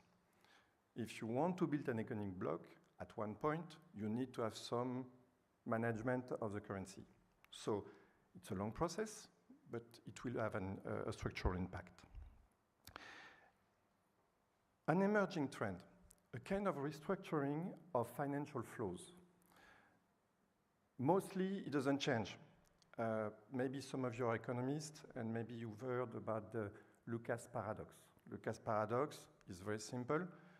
Robert Lucas was witnessing financial flows, and he saw, as we all see, that capital, the money is in developed economies with quite a low return, and developing economies doesn't have the capital, but they have high return. So in a normal context, money should flow from the west from the north to the south, at least from the rich country to the poor countries. This is not the case. It's called the Lucas paradox. Nowadays, no reversal for multiple reasons we can discuss, but we can see some movement, some actors for clearly other reasons pushing in the direction of diverting from the dollar, creating new payment system, new infrastructures. I mean, mainly China, Russia, and others like Iran or Venezuela. Another silent feature, the acceleration of innovation in money, and I would say the dissemination of this innovation. Creation, you know, the cryptocurrencies, of course, but more interestingly, stable coins, CBDC, central bank digital currencies. Those one may have an impact on the system. It's still very tiny, but it may have an impact at one point. Stable coins, it's like 250 billion US dollar in stable coins. That's something, it's meaningful. It might have an impact. By the way, super important, this is not challenging the dollar because 95% of those stable coins are backed by US dollar assets. So new way of sustaining the role of the dollar, but still this is feeding the role of the dollar. And last, again, I think there is a questioning also of the role of the state. In major countries, especially in countries issuing major currencies. And this one could be big. What are the three attributes of a state, a sovereign state? Monopoly of power, internal power. Monopoly, meaning the justice, the police. Monopoly on external power, army, external relations, diplomacy, and the currency. So if you have a weakening state, what about the currency? So if you connect this with the innovation in monetary instruments, you may have also an impact.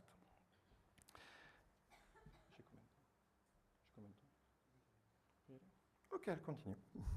So now I'm a consultant. So I don't do prediction, I do scenarios. And based on those 5, 6, I don't remember, elements I've been explaining, I will try to figure out where the system could go. Scenario number one. Imagine, easy to imagine because we are in it. This is a situation where there is still a dollar hegemony in the system, but this is challenged. And I think this situation may last for quite a couple of years minimum and maybe a couple of decades. I'm doing prediction now. Maybe it's too much.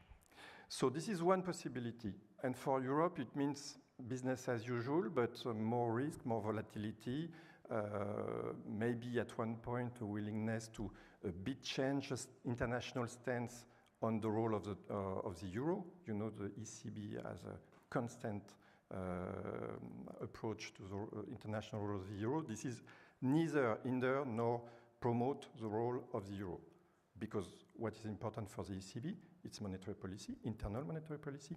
So officially, European authorities, monetary authorities, don't want to tackle the international aspect of the currency. So this one might change. In the second scenario, scenario number two, let's imagine that the geopolitical shocks are increasing or stronger. In this case, we can imagine something not with an hegemon anymore, the hegemon being the dollar, but a purely multi-currency system with the dollar, with the euro, with the Chinese yuan, with maybe the Japanese yen, and maybe another BRIC currency. So imagine this multi-currency system, super unstable.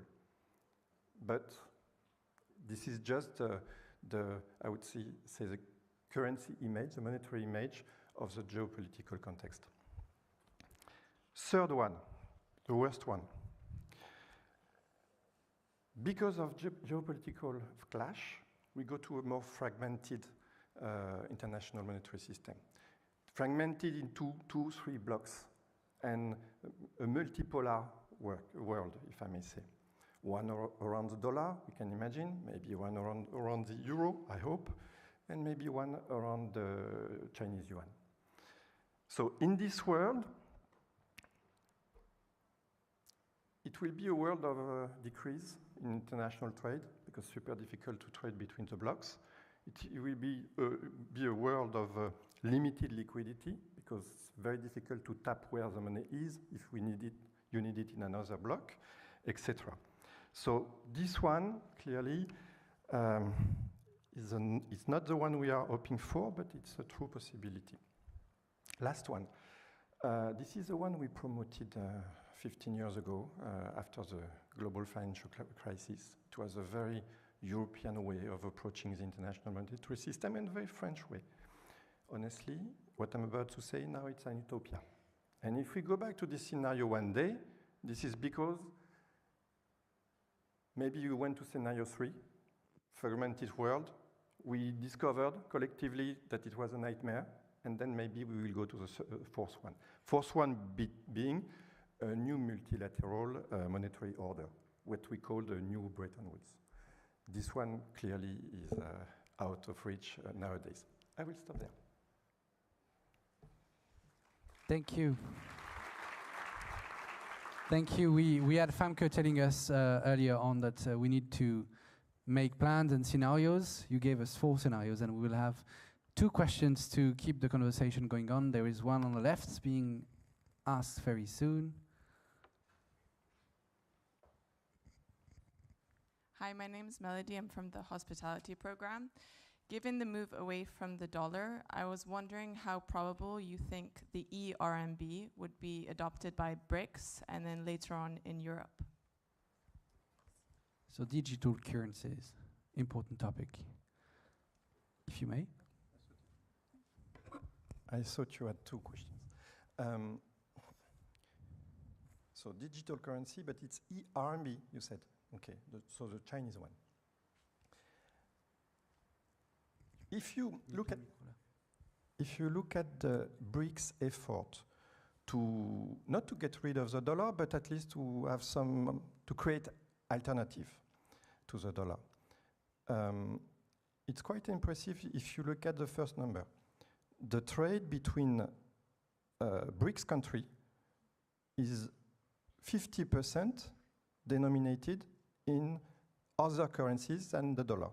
And the other currency is the Chinese yuan. So it's super impressive. After a push of 10 years, they achieved to replace half of the share of the dollar between themselves. Super impressive, but the trade between BRICS countries account only from 10 to 15% of the total for those countries, meaning that the 85 remaining trade is still in dollar or other currencies. That's one for the role of the yuan. E-currencies. I alluded a bit to this earlier, but you have two different potential monetary instruments, digital monetary instrument. One is a digital instrument issued by the central bank, so e-RMB. But very soon you're going to have the e-euro, and then the US is thinking the same thing, and other countries are having the same thoughts. An e-currency, if issued by the central bank, it's like a replica of the normal currency with only one difference. This is the fact that you don't need to go through a bank, and you can exchange like banknotes and coins directly, the currency, through an email, through whatever you want. Let's say it's an improvement of the currency, but it doesn't solve the issue of, it solves the issue of payment system, because you don't need a payment system, you can directly send the money to the person you want to send to. But it doesn't solve the issue of trust in the Chinese yuan. Even the Chinese themselves, they don't really trust the thing. They want to put the money in Hong Kong. And elsewhere. So first, you need to solve this issue of trust. And this is why I was saying there is no real alternative to the dollar at scale. You have the euro, the Swiss franc, maybe the Japanese yen. If you discuss with risk reserve managers those days, they are very fond of Japanese yen because this is an old country, stable country, a lot of savings, so it makes sense. But this is not at scale, at least not at scale of the US dollar. If another number, sorry, I'm realizing I'm giving a lot of numbers, but this is important. The US dollar account for 88% of all foreign exchange trade on the globe. 88%, meaning that it's everywhere. When you need to exchange, to trade money, you go through the dollar, at least. You go through the dollar and then to another currency. This infrastructure is super difficult to replace. And this is why it might take a lot of time. Thank you so much. I guess we have time for another question to Jean-Patrick. Is there anyone? Yeah, please.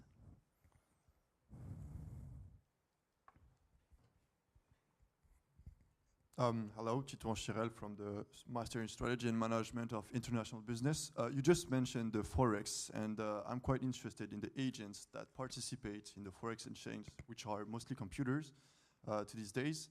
And I was wondering if, like, with the development of AI for trading and for currency trading, if there's any possibility that one day AI might represent the main actor in the money exchanges, which would potentially create new forms of currencies where humans are not even involved?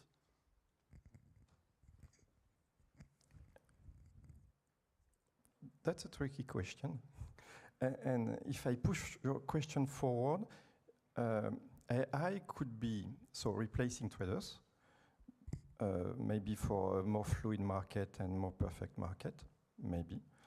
But if I push forward, why not replacing the central bankers for issuing currency, deciding on monetary policy? Because if you have a very clear, very strong algorithm, do you prefer AI or the current Fed under Trump administration? I don't know. Just opening the question. Keep scenario planning. Well, we can take a third question right there.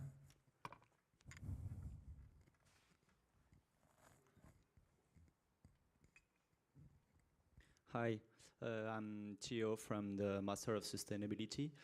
You said that actually a world where there are like three main currencies, so let's say like the US dollar, the yuan and the euro, like might be not the greatest world, but I would like you to explain a bit more your thoughts.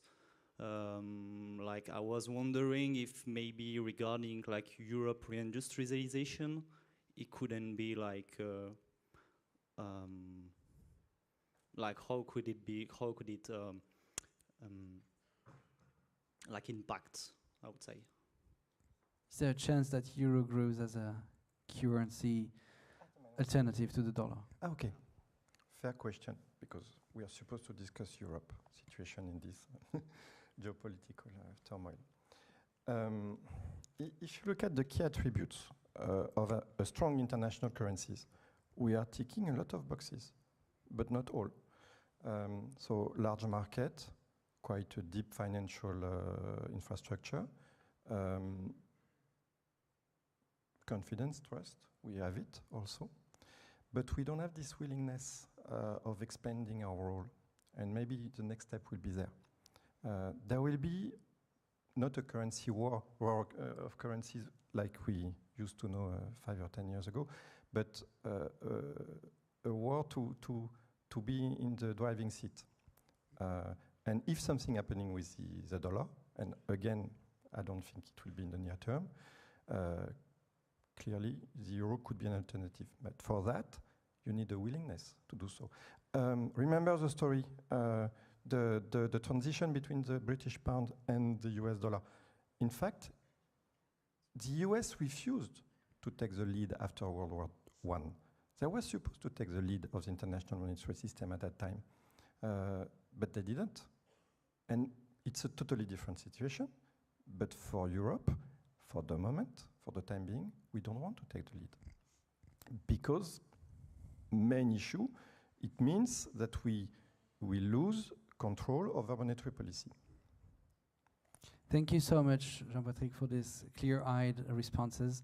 We are delighted to have you on this stage, and I'm going to call for a round of applause to thank you warmly.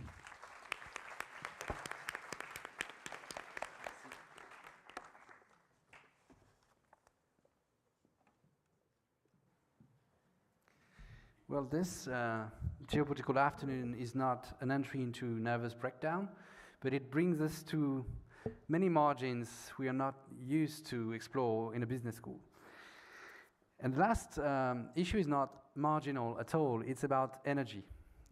So I'm very glad to welcome on this stage and call for your applause to Erki Maillard, who is a Senior Vice President for Public International Affairs at EDF. Thank you so much, Erki. You will have a marvelous topic too, the last one, energy, power and rivalry.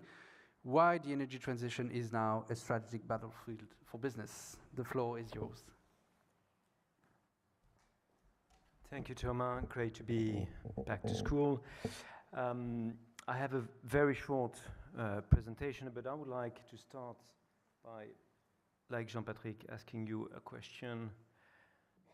Do you recognize people on this picture? Or do you recognize something on this picture? It's a bit, is it too small? There are flags, that's a clue.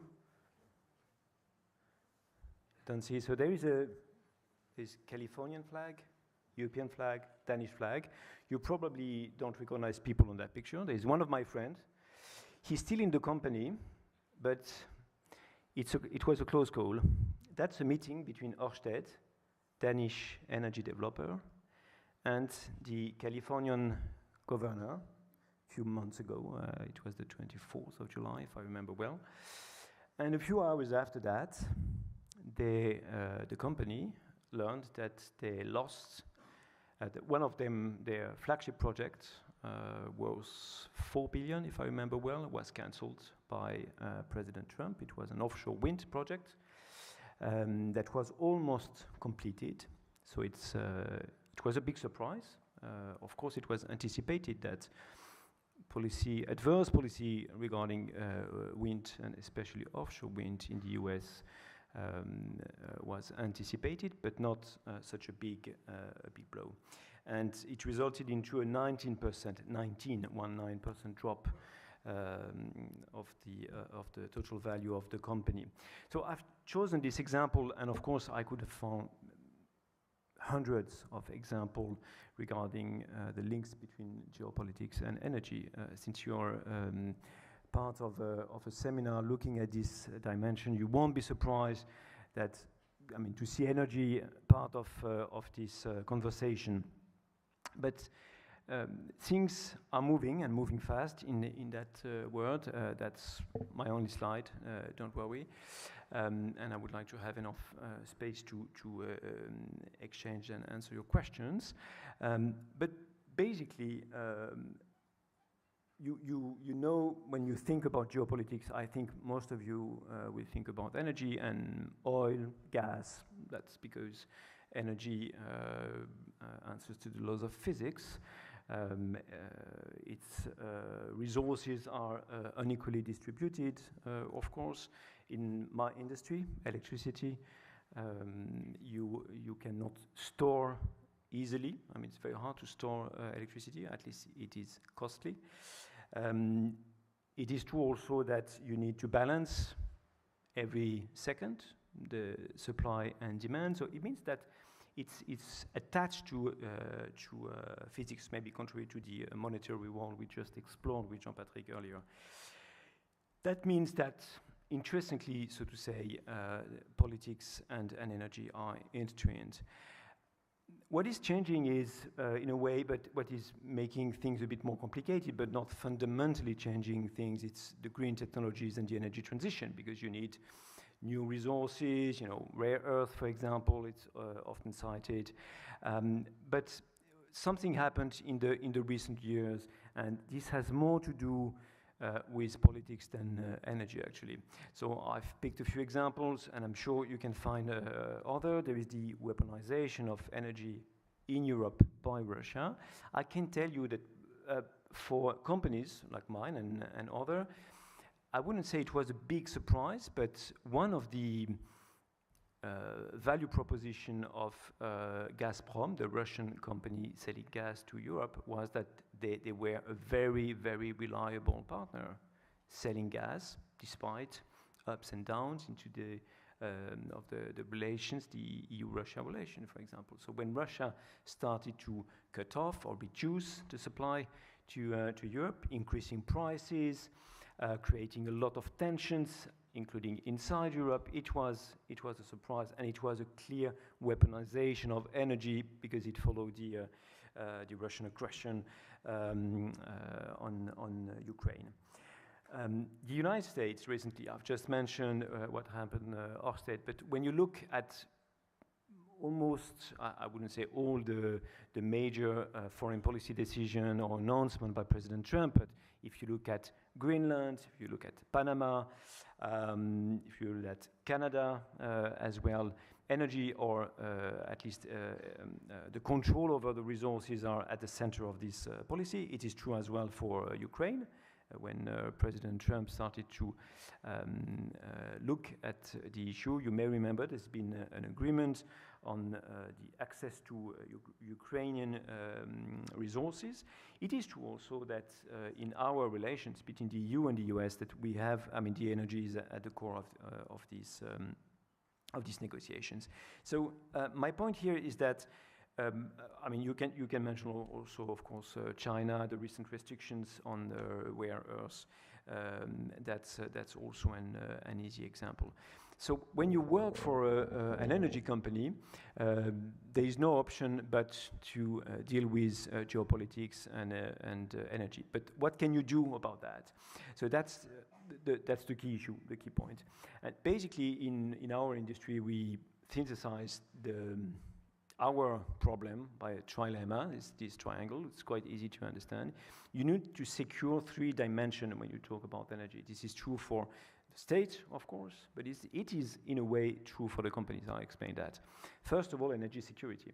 If you want to have lights, in winter to have a heating and cooling system, you need energy, you need to secure your supply, and as I said, it depends. You can have shale gas under your feet, cheap resources, but it's not the case for every country, of course, and it doesn't mean that you will secure the two other part of the triangle, affordability, or I think it's called there energy equity, because basically it's competitiveness for the companies, but it's also a matter of purchasing power for the citizens, for the voters, and the third one is the sustainability part of the trilemma.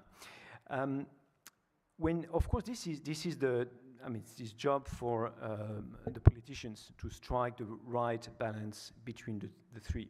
But when you work for a company, first of all, some of your customers are the state. We at EDF, we produce clean electricity via renewables, hydropower, wind, solar, and nuclear. And for example, for hydro dams or nuclear power plants, of course, the decision is in the hands of the state. So you need to put your value proposition at the right place in this triangle to explain to your customers that this hydro dam, for instance, will not only increase the energy security because you will secure. We have just built a new dam, for example, in Cameroon, increasing by roughly 30%, 30, the energy generation capacities in the country. So it's clearly, ticking the box upstairs. It's a clean energy if you manage the ENS aspects, and we of course we pretend to do that at EDF. And you need to demonstrate that it's going to be affordable for an emerging economy. So you cannot do without this trilemma. And what is happening is that the energy security, the security part of this, is in a way, we've talked about a backlash, is emerging again. It's more and more important today. Just 5 years ago, basically, before the war in Ukraine, most of the people forget about that. If you look at Germany, for instance, I think one of the major shifts in the German recent policy shifts, you can mention, of course, the dependencies towards China, the lack of attention towards strategic or defense issues, but there was also energy and the energy dependence vis-à-vis Russia. And that's where states are adapting to this new reality. They can try to regain control of assets. You've seen a lot of nationalization of assets in the world.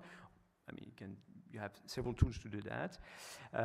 Organization also, and companies are more and more organizing themselves to regain control, or at least to get some grip on that dimension of their business. And I know it's at the heart of what the Essex team is trying to build here, to strengthen the capabilities of companies to deal with this dimension.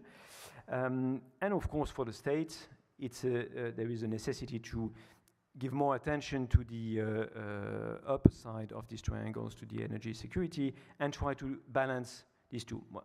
One of our fear at EDF is that we may lose some attention. It's the backlash that we talked earlier on the sustainability aspect, because it's part of the security, it's part of the survival of the human species, of course, but it's part of the security.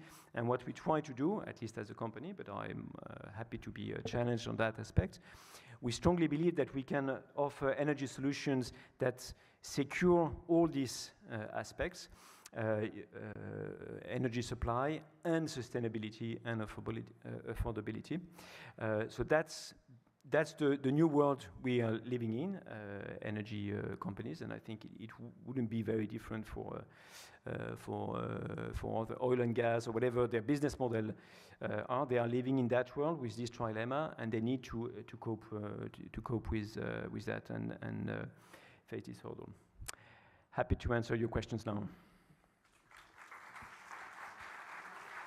Thank you so much, Erki. We are having a deep dive into something that is dear to ESSEC, having a thought of technological shifts and energy issues. We have many students in the room who have different backgrounds from this business and administration and management before getting here, so many will probably have questions on the specific aspects of the energy. So I'm happy to take the last round of 3 questions before we wrap up.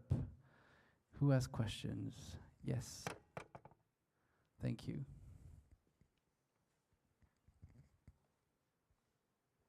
Hello, sir. My name is Nicholas. I heard about the 4th generation of nuclear reactors, which could reuse the nuclear things that, such as use uranium to get more energy, and so make nuclear energy as a zero emission and zero pollution solution. What do you think about this in the future generations, years? Thank you. Thanks for the question. So regarding this 4th generation, the so-called advanced reactors, for instance, it's still a research matter. It's not yet, you have no proven technology, and regarding especially fusion, today's reactors are based, as you know, on the fission technologies, but it's an extremely promising journey and adventures. You have a lot of money now flowing into this direction, especially in the US, although we have a strong scientific basis here in Europe, including in France. For my company, it's we follow very closely, of course, what is happening in this R&D field. But our job is to build and operate reactors in the nuclear field, and it's not an easy task. We are not. I mean, it's a daily challenge. But if we succeed in this 4th generation, it's extremely promising, because we will secure indeed a lot of what I've explained today. The affordability may take some time when you have, of course, new technology, but it will solve indeed the waste management issue. We have technical solutions for the waste. It's just that they, as you know, they have radioactivity over an extremely long period of time. So it's more political issue than a technological issue, but it's one of the biggest hurdle to expand nuclear solutions in the world. So it's to answer more directly your question. Fission is clearly extremely promising to have a reliable, clean, and affordable source of electricity. And I think it's a good news that you have all these startups and this new environment around it.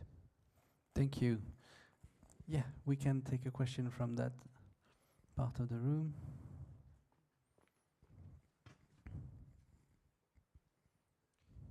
Hello, my name is Marwan Neri. I'm from the MS Entrepreneurship. How much of an issue is to you the fact that we are losing partnership in Africa, country partnership in Africa? And what are you planning to do to resolve this solution? What strategy do you have? When you say we, who is we? I'm talking about France. Okay, because Africa has, I think, a lot of opportunities today to have more partnerships, and I think it's a good news for Africa, first of all. At EDF, we look at Africa as a very promising market. First of all, because there are huge needs. I don't have the figures anymore, but I think it's more than a quarter of the total population that has no access at all to electricity. So it's still a major challenge. And as you know, you need air to breathe, and you need energy, you need electricity, especially for the economy to develop. So we try to bring several solutions. It can be distributed solar system, for example. You have off-grid solution, or largest generation assets. The difficulty for companies like EDF and other is, I think, like in other sectors, is a conducive environment for very long-term investments. It's not necessarily the money; it's to secure your investment over a very long period of time, and that's where you go back to governance issues, for example, and that's where we need multilateral institutions. But some people, a few years ago, 5-6 years ago, said that electricity and off-grid solution would be the new revolution, like the mobile phone has been in Africa regarding in the telecoms. Unfortunately, it did not happen that much as fast as some people expected. So I think it's a combination of solutions that will bring the solution. And then regarding the diplomatic relations between the two, it's out of my payroll, so to say. Thanks. We can take a third and last question before we conclude. It's the last chance of the afternoon. Let's take it. Well, Erki, you were now a business leader, but before that you were a diplomat. What this journey brought to you as skills that you cherish every day at EDF? I mean, being a former career diplomat, what does it bring? I think, I mean, these two worlds, world of diplomacy, say, and the business communities, in a way, it's true that they are living on two separate planets sometimes, and especially when you look at the, I would say, the sustainability issue. We clearly need to reconcile these two worlds, because you will not, I think it has been said earlier, we will not achieve sustainability goals without the private sector. So what is extremely useful for me in my business today and the day-to-day routine, so to say, is to understand the logic of the political leaders, and to try to present them some business solutions, so to say, that will meet their political goals, because these are legitimate goals. I've mentioned some of them in the energy sector, and to demonstrate that the business community can bring some valuable solutions requires a deep understanding of how they think and how they interact between them, basically. Thank you so much. Mutual understanding is key. Thank you. Please welcome and warmly thank Erki Maillard.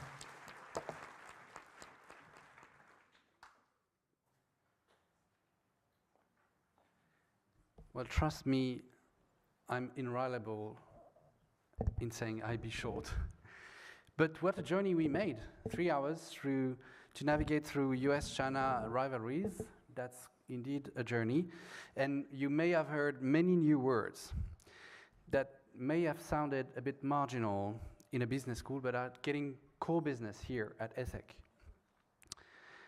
Coming from the newsroom to the boardroom, shifting grammar. And here are some. I took notes during speakers had the mic. Economic security. Does this sound familiar to you? I'm not sure. Statecraft and power-based order. Not what we have learned in books of microeconomics. Inefficient markets, non-linear operations. That's not a supply chain usual concept. Weaponization of critical dependencies. It becomes a reality every day. And last but not least, scenario planning to prepare for the unexpected.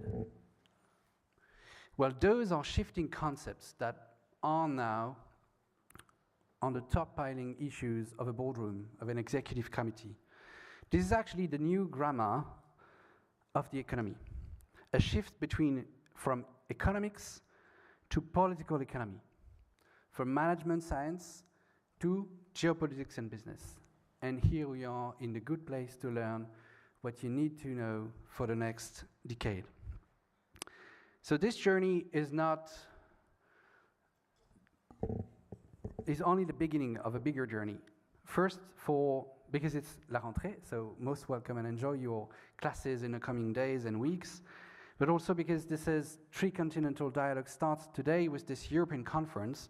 But as you know, ESSEC is a tricontinental school, so it will keep pushing for this dialogue in ESSEC Africa in January, and in Singapore in June, along the same lines, trying to think through what is the right compass to navigate into these US-China rivalries that shape the global order now. Today you heard about this compass a bit, and I'll sum it up very simply in 3 words. Being more vigilant, being more resilient, and being less dependent as a leader of a company and as a business. And this is exactly the right definition of what Aurélien Colson said when you enter the room, trying to develop yourself as geopolitics-proof business leaders. That is the starting point of this journey. That is the end goal of that journey. And the next step of that journey is, I may reveal the date from now on 7th of October, when the Institute for Geopolitics and Business will host its next webinar on geopolitics of currencies. We had a very good glimpse of it, thanks to Jean-Patrick. We will deep dive into this topic. You're most welcome. It's for all students. We will find online. And by now, I can say thank you, good afternoon, good evening.